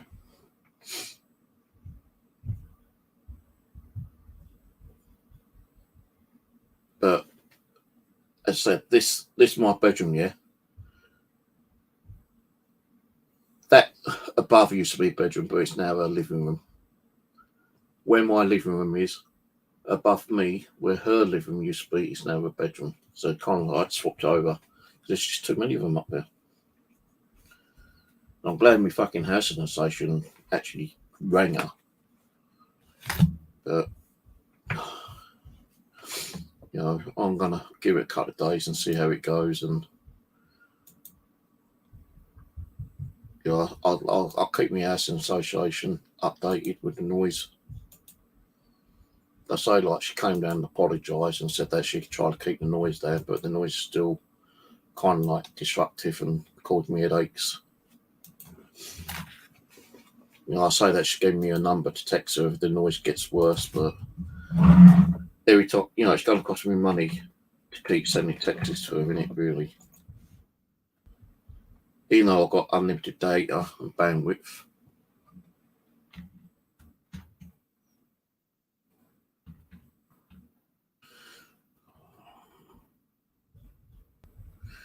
$9,909.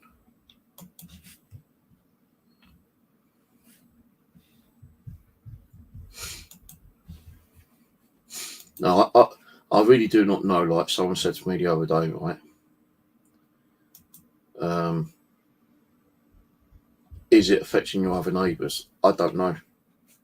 I don't know if it's affecting them or not. Maybe they're just like, you know, maybe it is affecting them, but they just don't say nothing about it.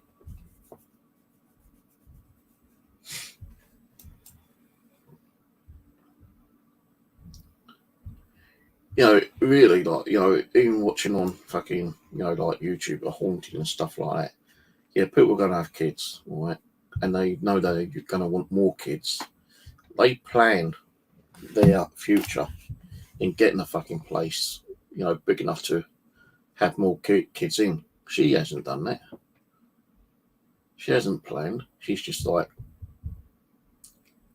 gone into a room, bogged to old man, and splatting at kids, you know. How many more kids she fucking want? I'm gonna fucking drink now. And I have actually, seriously, I have heard them bonking away. I think it's the time limit before she had her twins, yeah. I had my windows open and all you could hear was going, oh, oh, oh, oh, oh, oh, I thought, my fucking God. Do we have to really sit and listen to that shit? You know, letting people know that you're fucking screwing your old man. You know, I had to, to be honest, I was just pissing myself with laughter, actually. But, you know, I had the good mind of going up there and interrupting them and saying, look, if you're going to screw your man, can you have the window shut at least? So we don't have to sit there and listen. It's a fucking joke, man. You know, I seriously feel like I've moved into a situation where I've got neighbours from hell.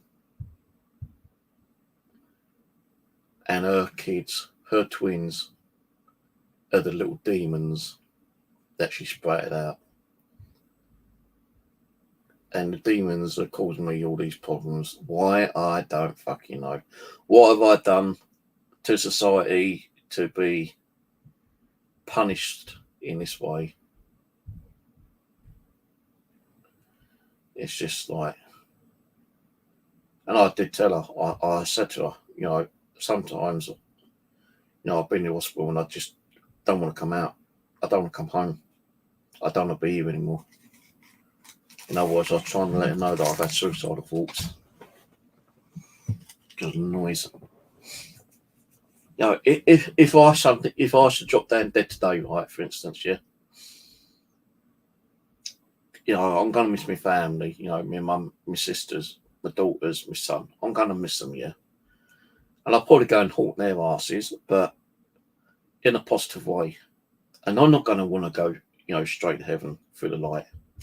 I'm going to linger around and I'm going to haunt their fucking asses through eternity or two, man. And people say, well, if you do that, you're not going to go to heaven, you're going to go to hell. Well, I'm sorry, God, but if it's that way, unless you are able to do something and help to get them out of here to move when it's my time, I may not make it through the light to your side because I'm going to fucking want revenge, I'll tell you, man. I'm going to want fucking revenge. Someone said put spell, put curse on them. Yeah, put curse on them for like eternity. Haunt them and fucking, give them demonic activity through her family, a family, and family, and a kid's family, and, for the next 20 generations, I think,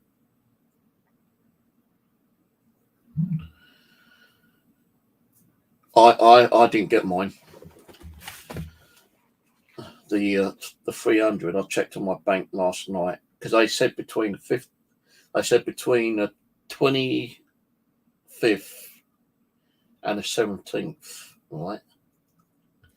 Now, last time we had the help, I got mine before my benefit, or it was just after my benefit. Now, I checked my bank last night and it wasn't there. And they did say it go in your bank account from the 25th up to the 17th. Now, my benefit doesn't come through to the 7th. And I was hoping it would have gone through my bank because I could have done with it to, get some cupboards which I want to get. But no, through mine. And I did get an email from the DWP saying that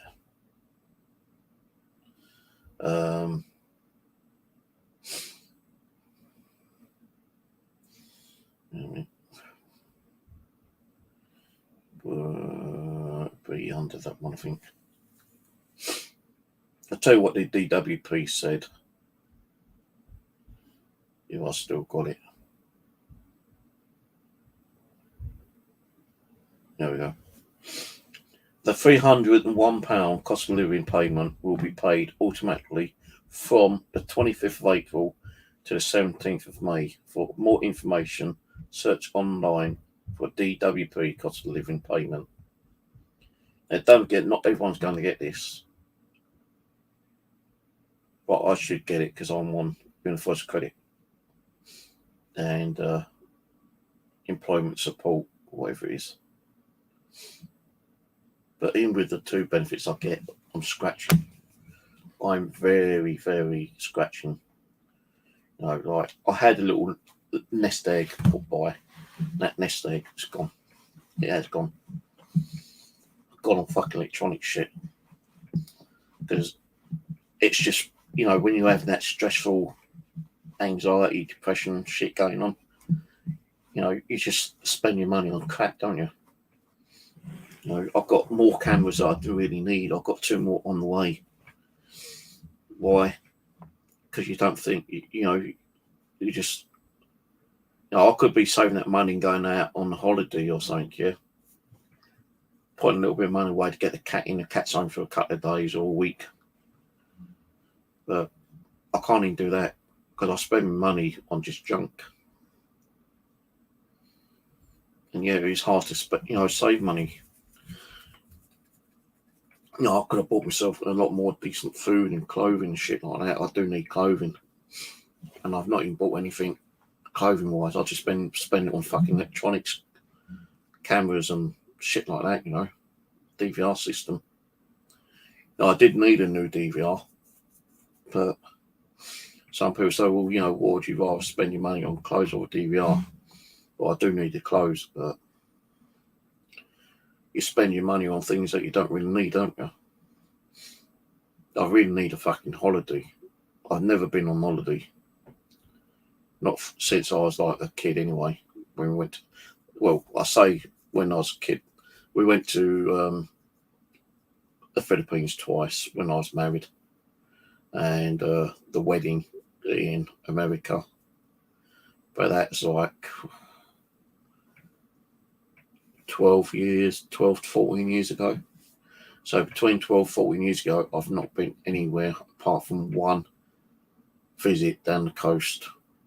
And that was a bad idea because my fucking trainers fell apart and I had to spend money on a new pair of trainers the next day. And my feet was all blistered walking along the stony cobble fucking beach. I do want to go down the coast. I want to start saving up and going on a few like little haunted locations as well. You know, find a bed and breakfast near to a haunted location, and then, you know, it's the cost of travel as well. You know, the travel cost is going up. You know, hotel rates have gone up. Your rent's gone up. My rent's gone up. I had to get a breakdown on my rent, because otherwise my rent weren't going to be paid. So I get that the other day. And I've posted it on my to-do things on my DWP, Universal Credit Login thing. And I've already gave them the exact amount that's being increased and I'm being charged. And I'll get an email through my Universal Credit saying, oh, we're waiting for the confirmation. And they sent off for the confirmation like on the 20th. It's 5 days now.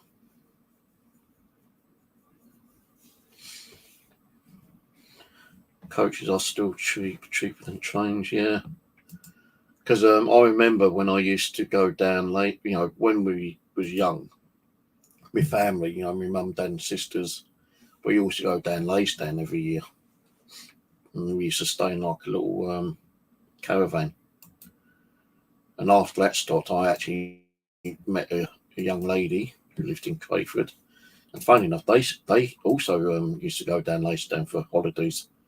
And I used to like meet up with them after, because when I was working in the injection moulding in Crayford, if they was going to go down on the weekend, I would try to get a shift where I'd finish early Saturday morning.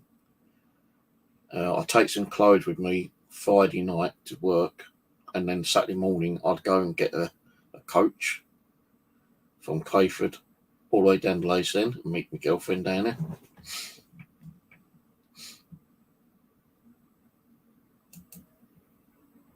Now, her family was a bit strict, but, you know, we were able to, like, sleep in the same room with each other, but we weren't allowed to do any, you know, that naughty hanky-panky kind of stuff like they fucking do. And, you know, but no, we was, like, kind of, like, very,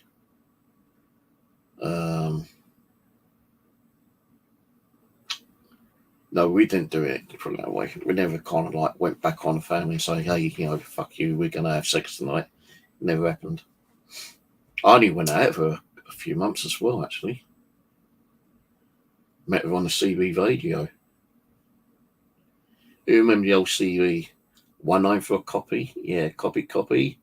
What's your handle, good buddy? I used to be Blue Thunder, because I used to like watching that Blue Thunder TV series, so I called myself Blue Thunder. Yeah, this Blue Thunder, what's your handle, good buddy? Yeah, would you like to have a eyeball? An eyeball is a meet-up. You know, eye-to-eye meatball. Eye-to-eye meatball. Eye-to-eye meet-up. And we used to, me and my dad had, what's it called? What car did he have? I can't even remember what the car my dad had. But he used to have a CB radio in as well. And we used to go driving around and meeting up with people, just chatting. and like, you know, being friends and whatnot. I need a new pillow for my chair, my backside's hurting. So yeah, like, you know, we used to go around meeting a lot of people. We, me mate David, when he was alive, we used to go around meeting up with people.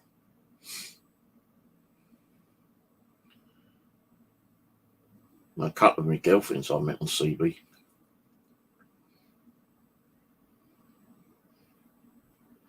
I tell you, there's some fucking funny stories, man. Some really funny stories, you know, like, which I can't tell because, you know, I can't tell you what happened on that night, but it wasn't good for me. I ended up cutting apart my body while trying to like screw my girlfriend, you know, because we heard people coming and we was trying to like pull our things up, and so it got wrapped around a certain thing and sliced it a little bit, and we had to go to a house which was closer and, you know, do a bit of a medical, you know, repair. And Mum goes, "What happened to you? What's the matter?" I said, "Oh, I cut myself." She goes, "Well, you cut yourself?" I said, "I can't say." She goes, "Do it look?" I said, "No, thank you very much." I tell you, that was fucking really embarrassing, man. You know, she was a nice girl as well. There's a girl called Tracy who used to live in Sidcup, and she fell out of her ex-boyfriend, and I got to meet her, you know, like, and become friendly with her. I can't remember if I met her on CB or not, actually. No, actually, I met her at work, and I kind of like asked her out, and she said, "Yeah, you know, she," and like, you know, I used to keep buying her chocolates and flowers all the time, you know, and she's supposed to come around my house one day, and she didn't turn up.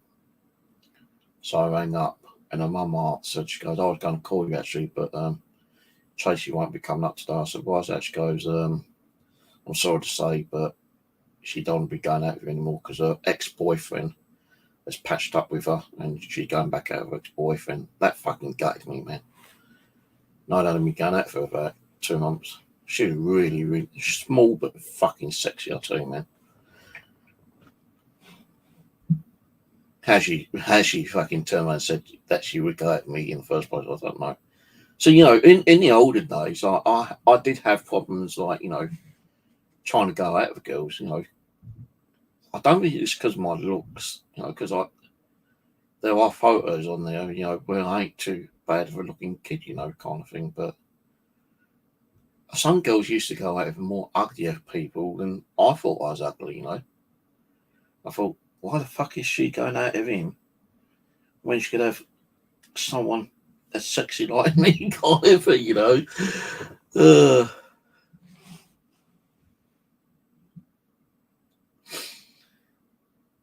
But I did have problems trying to like go out with certain girlfriends, you know, like my neighbour, a different Tracy across the road. She was fucking hot, man. I asked her out, she goes, "I'm sorry, but you're not my type." But I ended up in hospital through, I can't remember who it was actually, but I ended up in hospital and she came and visited me, and when she said goodbye, she gave me a kiss on the cheek. I thought, "Oh, I'm in heaven. I'm in heaven. Tracy just kissed me and I'm in heaven." Oh, I'll tell you, man, some of the girls I used to know. 3 Tracys I knew. Girl down the road, Tracy Watts, who was the school bully, you know, the girl school bully. She fucking stuck up for me a few times. Yeah, she saw me naked in the boys' room, in the boys' shower room, one time because the drinking fountain in the girls' room didn't work, and she was thirsty, so she decided to say fuck it, and she walked into the boys' changing room, and she went to get a drink. She turned around, saw me fucking butt naked, and everyone's standing there looking at me. I thought, what? And I looked over, and I looked over, and I thought, oh shit! I can tell Amy, and she's fucking pissed herself laughter. She's gone out, told her friends, and you know, I was a bit that particular day, I was a laugher, like a fucking laughing joke. Oh, Tracy saw Steve naked. It's all around the fucking school, you know. I thought, yeah, well, you know, first time she's seen it, I ain't going to see it again. Not unless she goes out of me, you know. And I did ask her out as well one time, but she said no. I always seem to have problems with females being named Tracy. And they don't last long, or I don't get to go out with someone called Tracy.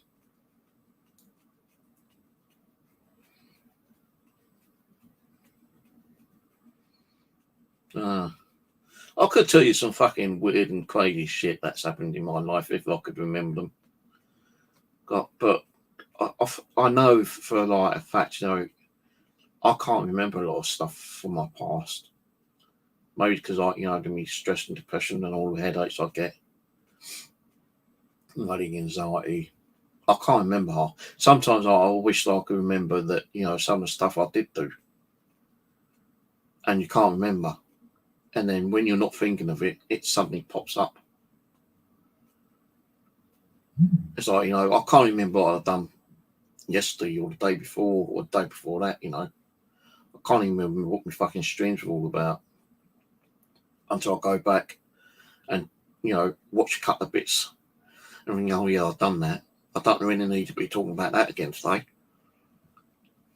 But I do tend to like repeat myself. And I'll say something, then I'll repeat it again like half an hour later, then again half an hour later.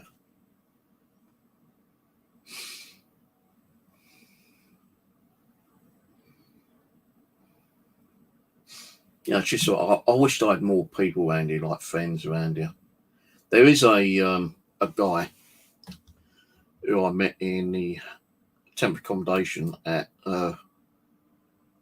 Hall Place in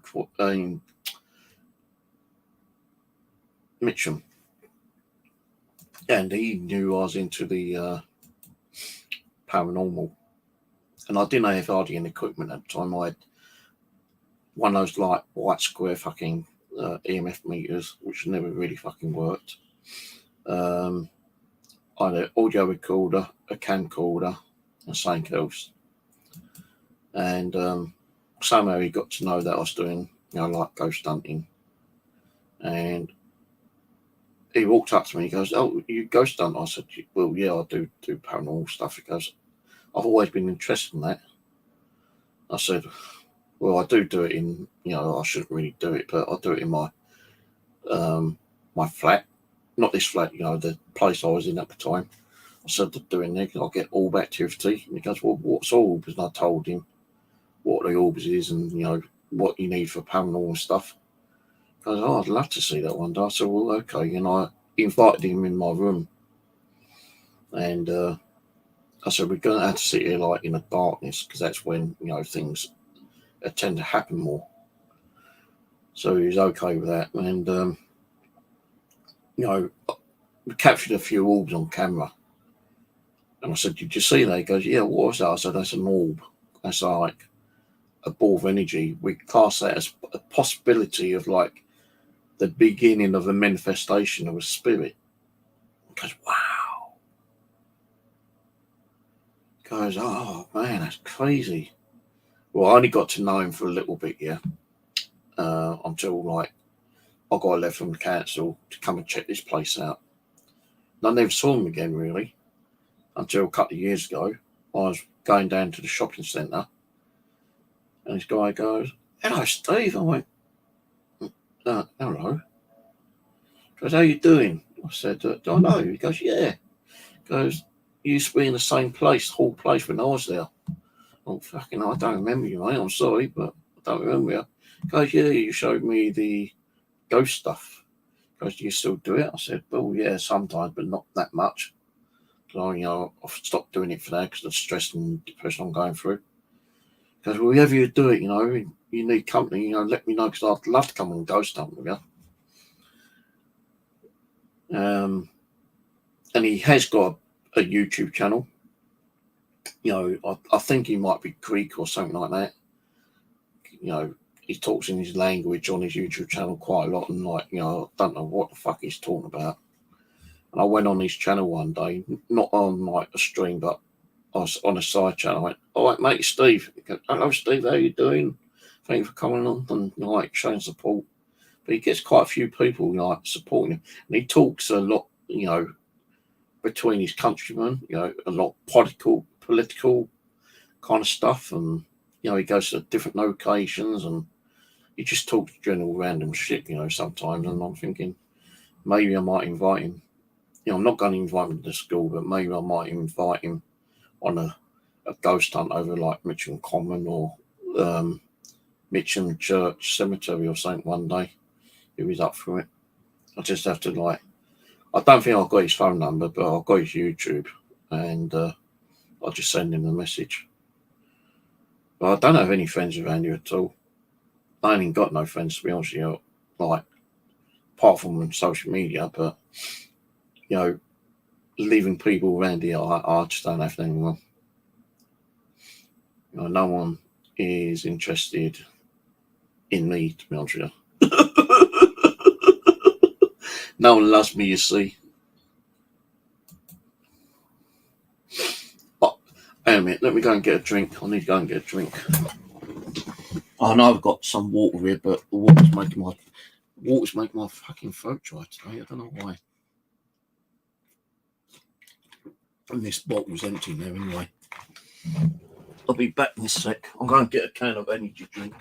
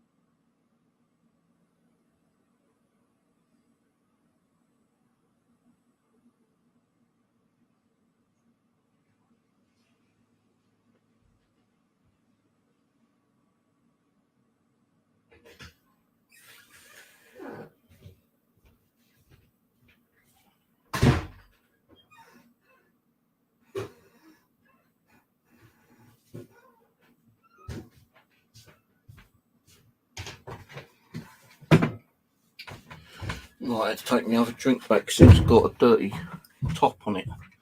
I don't want to stick my mouth around that. I could have cleaned it, but I couldn't be bothered. Oh, it's gone cold in here. It's a bit chilly today. So, use Facebook network, local Stevens, paranormal. Well, my daughter knew a group who did, I think, Wimbledon Theatre. They did Wimbledon Theatre one time. I don't know which one because there's 2 theatres down there. I think it might have been the big one before it closed down and got renovated to St. Kills. And I said to him, like, if they need another person in the group, I'd be willing to join up with them. I've got my own gear. And I even said to her, like, you know, I'd even be willing to build some gear to give to them to use. But that never happened. The only person I ever really did any kind of stuff with was Pete, Paranormal Man. And, you know, but the thing is, we didn't really go too many places. We did Shekinah Castle, we did the monastery at a different location. We did Puckley, Screaming Woods twice. But most of it was like always in his house or his dad's house. I was hoping to go out and do more stuff outside. You know, I even offered him petrol money, but he'd never like take the money off me, and like, you know, while he stayed overnight and had, you know, something to eat or, you know, dinner or breakfast or something like that. But he never really went out too many places, you know.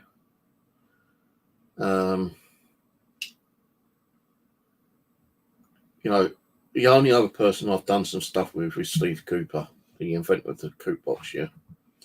And he did come on the other night, as you probably all know, about a week ago. And he's invited me up to his place to do some work on the ghost boxes. And he said he wouldn't charge me for it. So I want like an echo chamber built into to the ghost boxes if possible. And he said, yeah, you know, just come up and I'll do that for you. But I don't think we'd even be able to do anything like paranormal wise, you know, go somewhere, because I probably might be able to stay there the night. I don't know. I might have to come home the same day, so it might just be a daytime visit up there. I don't know. I'll have to, you know, I have said to him I'll talk to him, and probably go up there in the next month or two if he's still okay with that.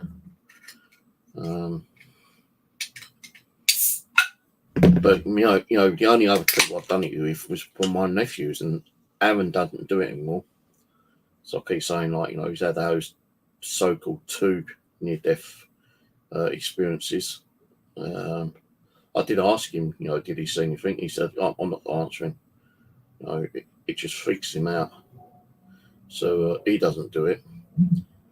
My other nephew, Warren, he said he'd take me like up to the Jordan's Wood and do a little bit of ghost hunting when I go down there. And I've been planning to go down the last couple of years, but I've never have done. But he said he might take me up there and do ghost hunting up there with me. My other nephew, Simon, said he might tag along. But I've got to arrange it so that he's not working and he's got the day off.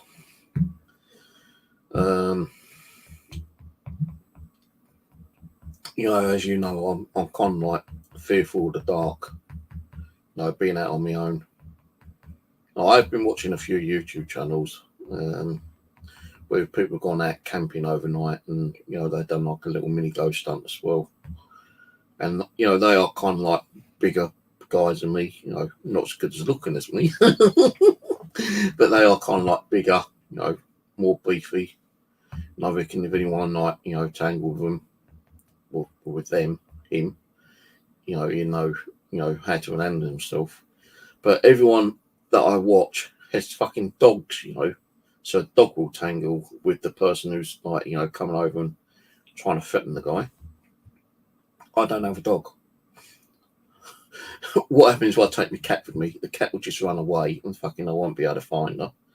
And like the cat, what she's going to do is meow and scratch them probably, you know. Even though I've got the cat's collar, you know, cat leash.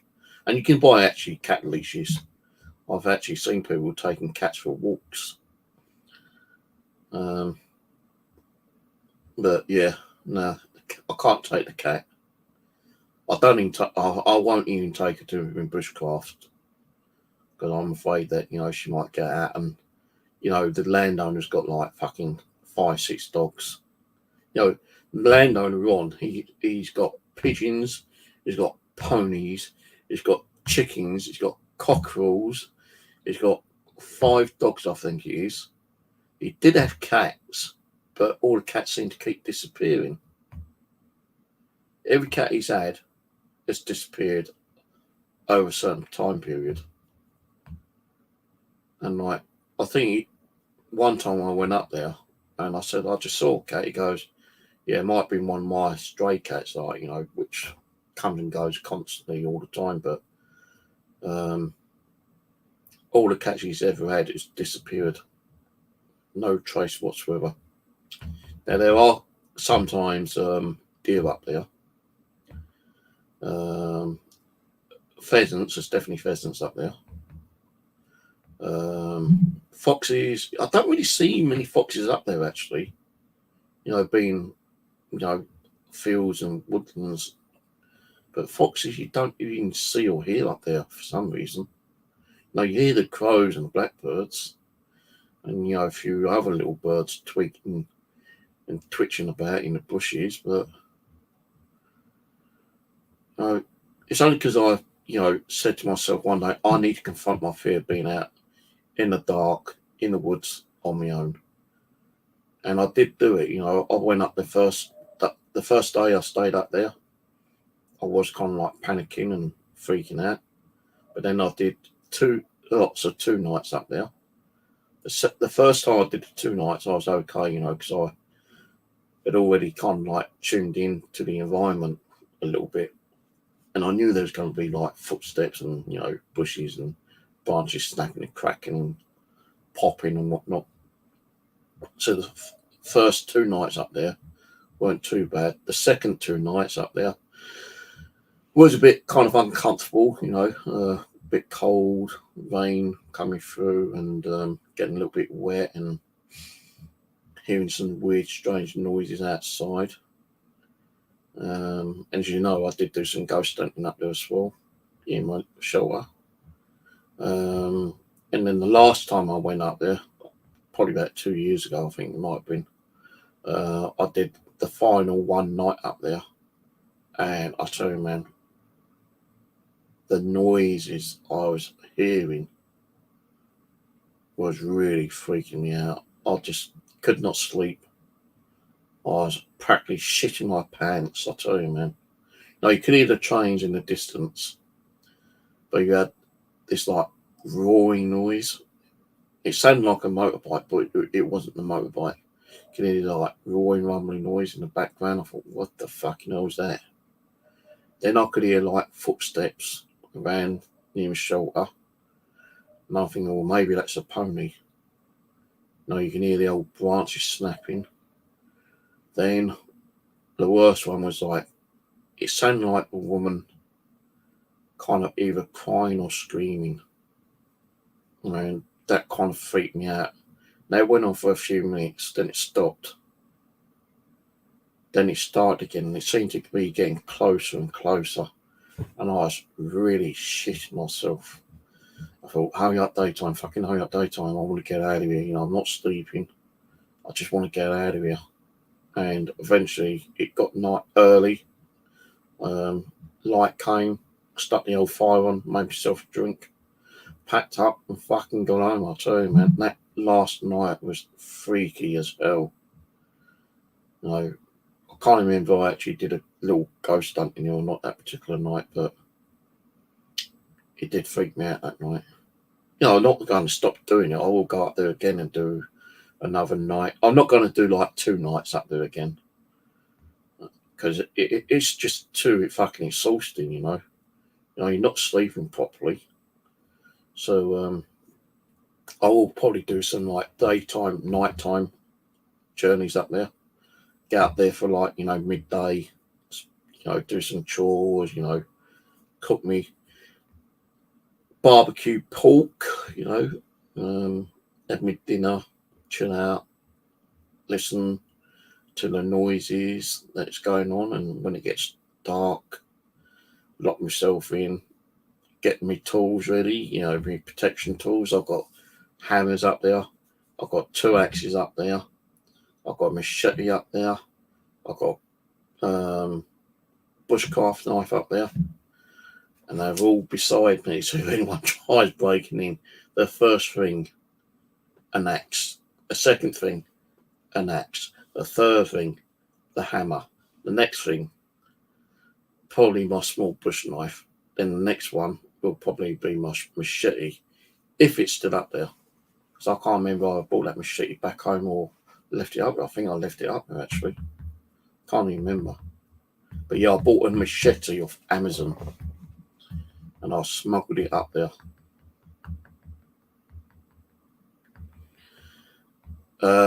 There are places I wouldn't mind going milk detecting. There are parts you can actually milk detect on government ground, because at one time you needed a permit, but you don't need a permit now on certain parts of the government property. And there are beaches where you can actually go and milk detect. But I need to find a beach where I can milk detect and is a sandy beach, because I can't go onto a cobbled or rocky beach milk detecting with my knees. My knees will just crumble. So I've got spores in my knee joint, and I've had that like x-rayed, and the x-ray came back saying that I've got little spores around the knee joint. That's why I'm getting so much pain. You know, it's worse than fucking arthritis. And those spores are causing the noise, the crack when you're walking up the stairs. You know, you can hear the cracking. Even when I'm walking outside, you know, you can hear the cracking. And sometimes it feels like my knee is just going to like twist and like break my leg, or, you know, it's going to fall off. But what I want to do, as I said, if I can get the money together, hang on a minute.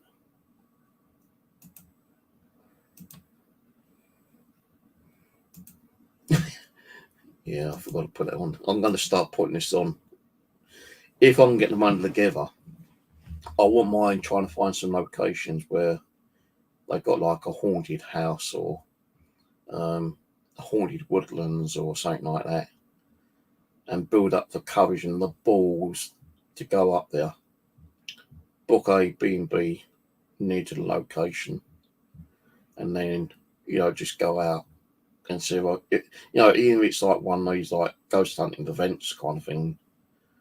But the thing is, with these ghost hunting events, which I think is out of order, is that they don't really supply you with tea or coffee or sandwich, and it's always like from 9 o'clock till 3 o'clock in the morning. Now, if you've had to travel from your B&B either on a bus or a taxi to get to your hotel or B&B to the event, how the hell are you going to get back from the event back to your B&B? Well, it's got to be taxi, in it, unless someone is willing and, you know, to give you a lift back if it's going in their direction, but, you know, give you a lift back to your B&B. But I think some of these events are so much of a rip-off. You know, some was like £100 per person, or £75 per person, from 9 o'clock at night till 3 o'clock in the morning, and they don't offer you a cup of tea or sandwich, or even a cup of coffee, or, you know, cold drink or anything like that. No, they're just out there to make the fucking money. I know they've got to pay, you know, the person who owns the property, but no, they're just rip-offs, you know. Even with some of the, like, the most haunted ones, like, you know, 30 East Drive and what's that other one? That fucking, that pub, that haunted pub. You know, they charge a fortune to go down there.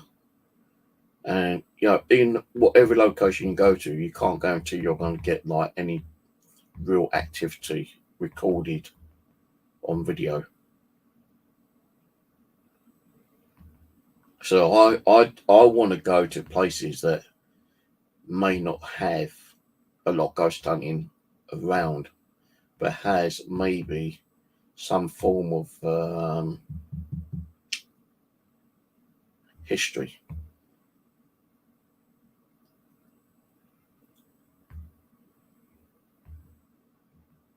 Because if you've got somewhere that's got history, but no one's gone down and done ghost hunting, then that's the place I wouldn't mind going to. You know, I do want to do some more cemeteries. I keep saying I want to do cemetery work, but I just haven't been well enough to keep going at the moment, you know. And a lot of cemeteries are now, again, very strict about you going in there recording.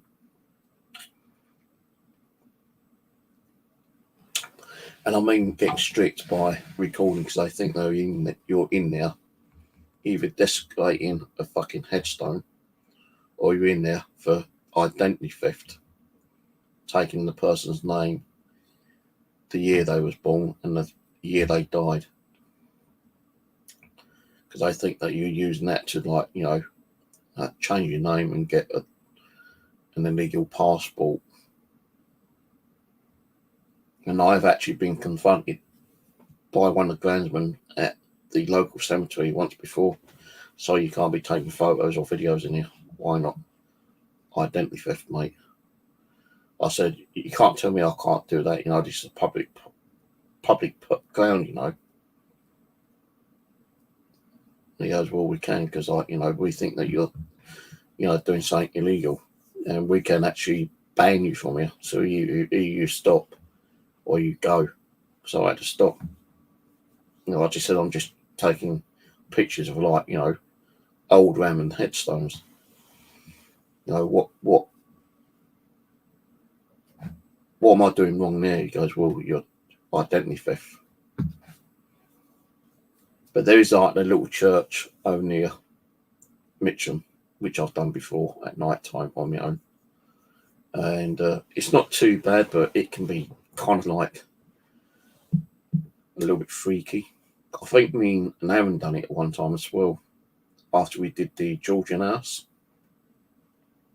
Can't remember if we did it before the Georgian house, after the Georgian house, or whenever. But me and Aaron did do it, and you know, it's like fucking 2 o'clock in the morning, I think it was. So the church is all locked up, but Aaron said that he could see, like, a light inside the church going past the windows. And not only that, we saw shadow movements as well. We thought, well, who the fucking hell is inside there at this time in the morning? So I'm not saying the church is haunted, but we did catch some, you know, weird activity there. And, you know, when I was in Mitcham Hall Place, I did get permission to, like, do videoing around at the church if I wanted to. So I used to get me blessed, you know, my water blessed there and my salt blessed there as well. And I did speak to the priest, like, you know, saying that I do ghost hunting, and the blessed water and salt is for my own protection against evil, demonic entities that I may confront. And I said I'd do the ghost hunting because, like, people have hauntings, and if it is haunted, I try to go in there and release the soul into a better place. And he was okay with that. He goes, well, you want to do my churchyard, you know, you're welcome to do that. I said, well, yeah, I'd love to do it. He goes, you just do it anytime you want, mate. You know, a lot of places I like to go is always locked up at night time. And I wouldn't really want to be doing it on my own at night time because, you know, I've already broken my leg in the fucking cemetery during the daytime. You don't know what you could be doing at night time. Like, you know, Nigel's son, he fell fucking 40 odd foot and broke bones in his body, you know. So I'm hoping his son's getting better quickly. Because I'm pretty sure Nigel's getting a bit bored sitting indoors, not going out in investigation. So, you know, you do need more than one person when you're going in investigation, because if you have an accident, at least you've got someone there to help you and, you know, call for emergency services if you're on your own and you injure yourself, you might not be found for days, even weeks. Even when you go out on going to a woodland, you could trip over a branch or root and impale yourself. I've hit myself in the eye a couple of times with little branches, really fucking blind myself. So, at night time, going out at night time, it can be very, very dangerous. And I have seen videos of this woman going out and doing investigations. And on her video, it was the last time I saw her video. I don't know if she's carried on doing it or not, but this woman was walking along this cemetery, which is on a cliff top. It's in America. And she nearly fucking fell off the cliff top. She goes, just let you guys know, how dangerous it is, being on your own doing an investigation. Goes, I nearly fell off a fucking cliff. 200-foot drop. She wouldn't have been found if she had fucking fallen off.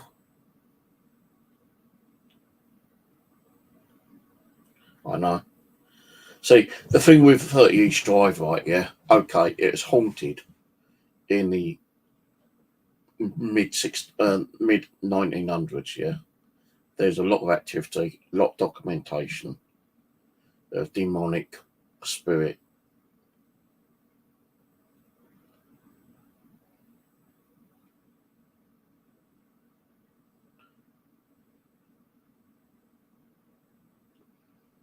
Yeah. There's a lot of proof that there was a, possibly demonic activity there. And, there's a lot of research done there. But then it went cold and quiet up till several years ago. And now, look, new owners moved in. They've probably seen, they've probably done research and they found out how haunted it was. Or it might have been someone that's been waiting for the house to go up for sale and then moved in. And because it was haunted before, they think it's haunted again. And because of a few noises they might have heard, maybe a cold spot or something, they've opened it up for the paranormal. And yeah, you're talking about £100 per person. You might get it cheaper if you're in a group of half a dozen or so. But I can't be going to an investigation where you got half a dozen or a dozen people, because there's always going to be that tampering. There's going to be that noise that someone's making. And they're going to turn around and say, oh, it wasn't me. When it was them, You can't be, doing a so-called haunted location with more than... if it was me going now with a group, it'd be no more than 3 people. No more than 3 people. And you've got to be dead quiet when you're doing an investigation. Especially when you're doing EVPs, you've got to be very, very quiet. Sit down, don't move, don't sneeze, don't sniff, don't cough, don't even whimper, don't even whisper. When you're doing EVP, you've got to be dead fucking quiet. And if you catch something, great. If you don't, you don't.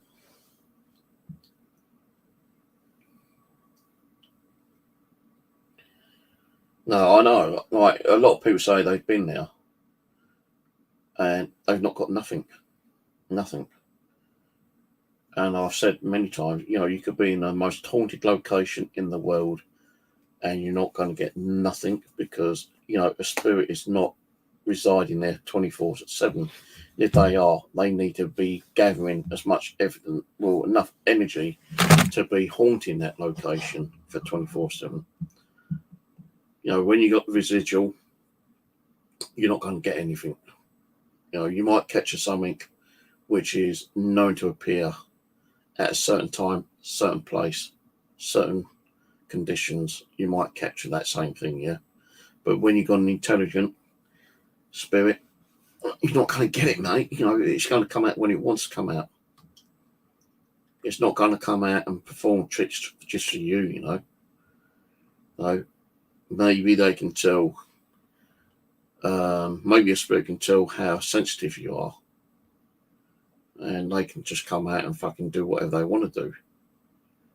Oh, that guy's going, that person is like, very, very easy to scare. Yeah, we're going to like fucking shit him up tonight. But when you got someone that, like me, I don't scare easy as much as I used to. It's going to be fucking hard for a ghost to scare me. And if it does scare me, then yeah, they're going to get that fear. That's why I keep saying, here, if you want the fear, you got to fucking do something, You've got, terms and conditions, mate. You want the fear, you knock something down. You scare me. You manifest. Do something to fucking show me that you're here. Lighting up devices. Yeah, okay. Thank you. It's proved that something is here. You give me that teeny little bit of fear, knowing that there's something this. You give me that little bit of fear, knowing that there is something here.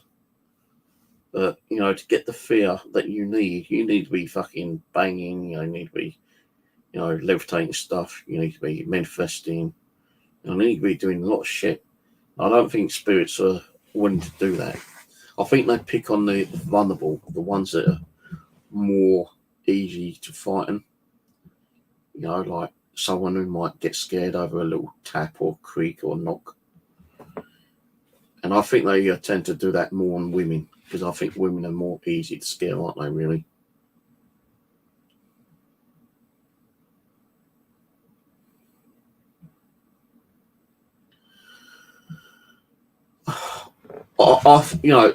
I have seen things in here, like that dark apparition we had in the living room when I was in there streaming one night, and I had Rose and Michelle on here. And the camera went offline and it came back on, and all I saw was a black mass. And where we've kind of like took that frame, those few seconds, and like, 3 frames it, frame by frame by frame, even like just clicking on the pause button, we saw that it was a full-blown apparition, yeah? All in black. Some people say it's shadow person. Some say, a ghost. Some say it's some form of demon. Some say it's just like, pareidolia. Some say it's all different kind of things, yeah. But when we saw that night, that did shit me up. I admit it shit me up. And I was scared for a little while, yeah, but then I thought, hang on a minute, that's the kind of thing that I want to see. In it, with my own eyes. If it was with my own eyes, I'd be, definitely shitting my pants, I'll be running the bathroom, fucking scooping the crap out and, cleaning myself up if I saw it, face to face. But, because I didn't see it face to face and it was on camera, it scared me. But then I thought, hang on a minute, why be scared when that's the kind of thing that we're trying to capture? That's the evidence there alone. It shows that something came through. I opened a portal for that to come through, and then it disappeared within a few seconds because the portal closed. There wasn't enough energy, but there was energy enough for it to come through. For those, just a couple of seconds, kind of thing. And people just turn around and say, oh, pareidolia. That never happened. Fake. How can I fake something like that when I'm in here live streaming? You can't put a video inside of a video inside of a video. It's impossible for you to put a video inside of a video inside of a video, especially when you see me sitting here talking live on stream. Don't make sense. And what pisses me off, like, all the fakers out there get all the views, all the subscribers, and when you do get something real, you don't get the views, you don't get the subscribers. It's just like, sometimes the people who do get the real stuff, and they show it and share it with other people in the paranormal, you're going to get the jealous people out there thinking, oh, I wish I had that, I'm going to put it down so that's fake. He edited it in, or, it's someone dressed in black and like pops out from behind a box or something, you're going to get the jealous ones out there. It's going to cause all the hassle, call you the faker, because they didn't get it themselves. You know, there's times when I've seen stuff and thinking, wow, I wish I had that shit here.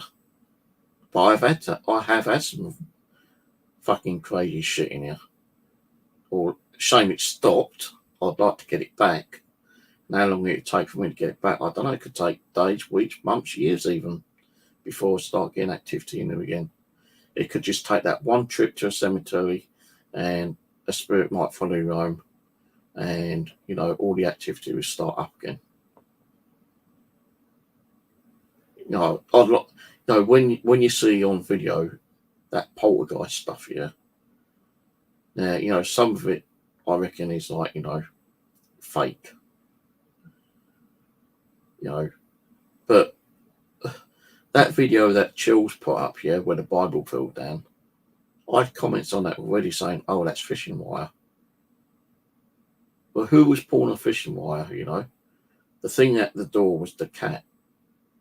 You know, unless you tied a fishing wire to the cat's paw and the cat pulled it down, which it never happened. Because, you know, I don't fake my shit. What you see is real, whether we get something or not, you know. I don't, you know, I've seen people who's had hundreds and hundreds of subscribers and viewers, and because the paranormal starts going a bit quiet, they have to fake shit, and then, you know, once they found out that they've been caught out, it kind of ruins their reputation. And it's all right for them to come back and say, I'm sorry, you know, I've done it because I'm losing views and subscribers. I thought if I had to fake something, then, you know, I might get more views and subscribers. But I did, you know, they say that they did lose subscribers and viewers. And he apologised about it. Then he started working with a group. And then his reputation started coming back a bit more. And I'm not saying what his name is or what his group name is, but he does go out and they do get paranormal activity. And his reputation is like kind of like built up again, but it's not what it used to be. He still doesn't get as many views and subscribers than he originally did have before he faked shit. And like, you know, with the skeptics out there, there's one particular skeptic out there that used to be very skeptical until he stated that he did see something that scared the shit out of him. And now, you know, it's always, you know, I saw this, I saw that, I got attacked this, you know, something possessed me and all this shit. Because he knows he's getting the fucking subscribers and the views. But you're not seeing it on the camera, you know. It's all mouth. And that particular person is getting thousands of views, thousands of subscribers, is getting like, you know, donations, is getting like stuff sent to them to test out and keep. And I'm thinking, you know, one time he was a fucking I know we need skeptics in the field. And I've noticed he's even fucking now talking shit about other people's activity and like in with the drama shit, you know. This moth is doing my head in today. No, it's been quiet for nearly an hour now. What's that one?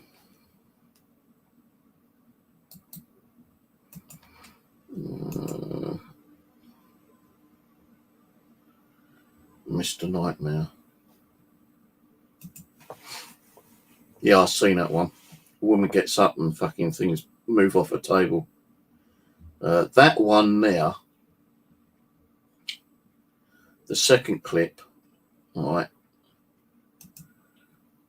Yeah, the one, not the one where the woman's sitting down, but the second clip. I think that's, let me see if I can find his name.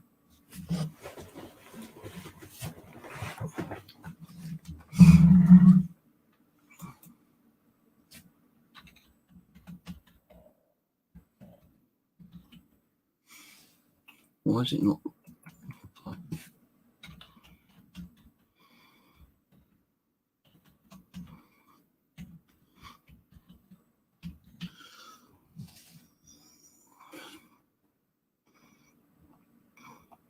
there's a lone person lives on his own. I'm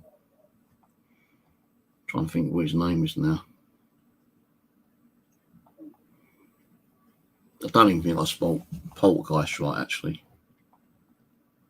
No.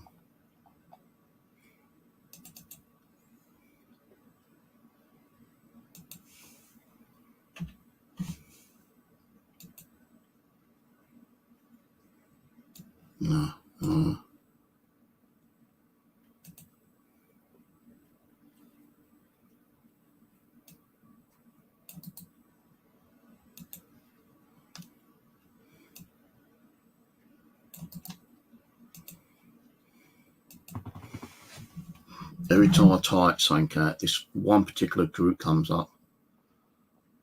And this group really makes their channel kind of like try to be number one. I'm trying to think what this guy's name is. There's a YouTube channel, lone guy, lives on his own. And, you know, the amount of activity he was getting in his place was unbelievable. But then he came out and said, hey, you know, all this poltergeist shit's fake. I created it all myself. When you see like a frying pan fly off, or cup, or table or chair move and be flipped over, he admitted it's all fake. And then suddenly real stuff did start happening. And he said, because I've said that, you know, previous stuff was fake. No, I'm actually getting it. This ain't fucking fake, you know. But then, like, you know, he still had a load of fucking views. I mean, millions of views. I can't remember which bloody channel is now.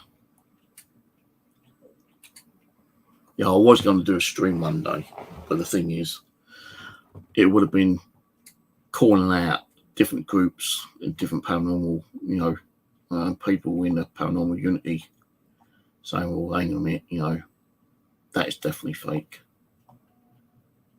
You know, a bear moving on the stair, when you see it's clearly attached to a fucking fishing wire, and the fishing wire being pulled, that's fucking definitely fake. And, you know, that particular guy lost his reputation, but he's come back, and he's working with some other groups now. And because he's working with the other groups, he got his reputation come back. But now I think he's just working with one other person. I can't remember what that bloody YouTube channel is. You know, there's probably about 5 channels which I could name right now, right, which I want. There's 5 channels I could type right now, or even say it right now, where they're supposed to have got so much activity that, no, I don't believe it. I don't believe it. And when they also turn around and say it's like poltergeist activity, no, I don't use class as poltergeist activity.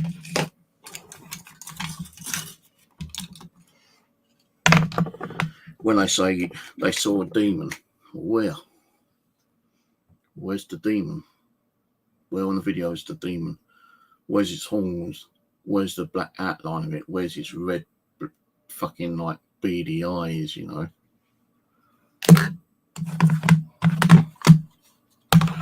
And one of the groups actually went up to one of our friends' houses and done an investigation. And broke things up there. And they turned around and said it's a ghost, when you could clearly see it's them fucking knocked it down.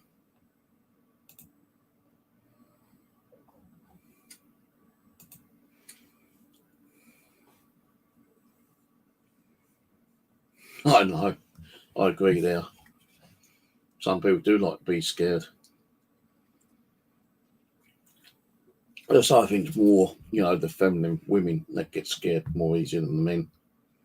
Not just a like little creak or knock, or, you know, little miney blow the wind, gust of air.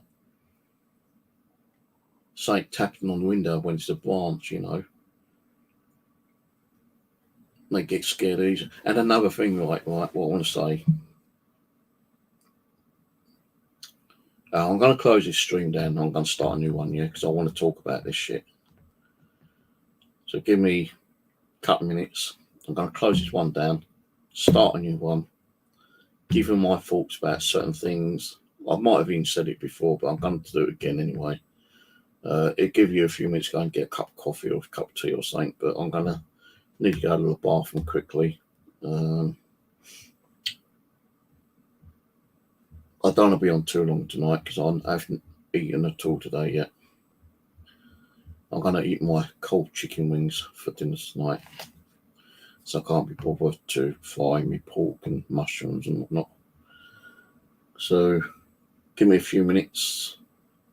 I'll come back and I'll give you my thoughts on certain things about the paranormal. All right. So give me about 5 minutes anyway, and I'll be back shortly.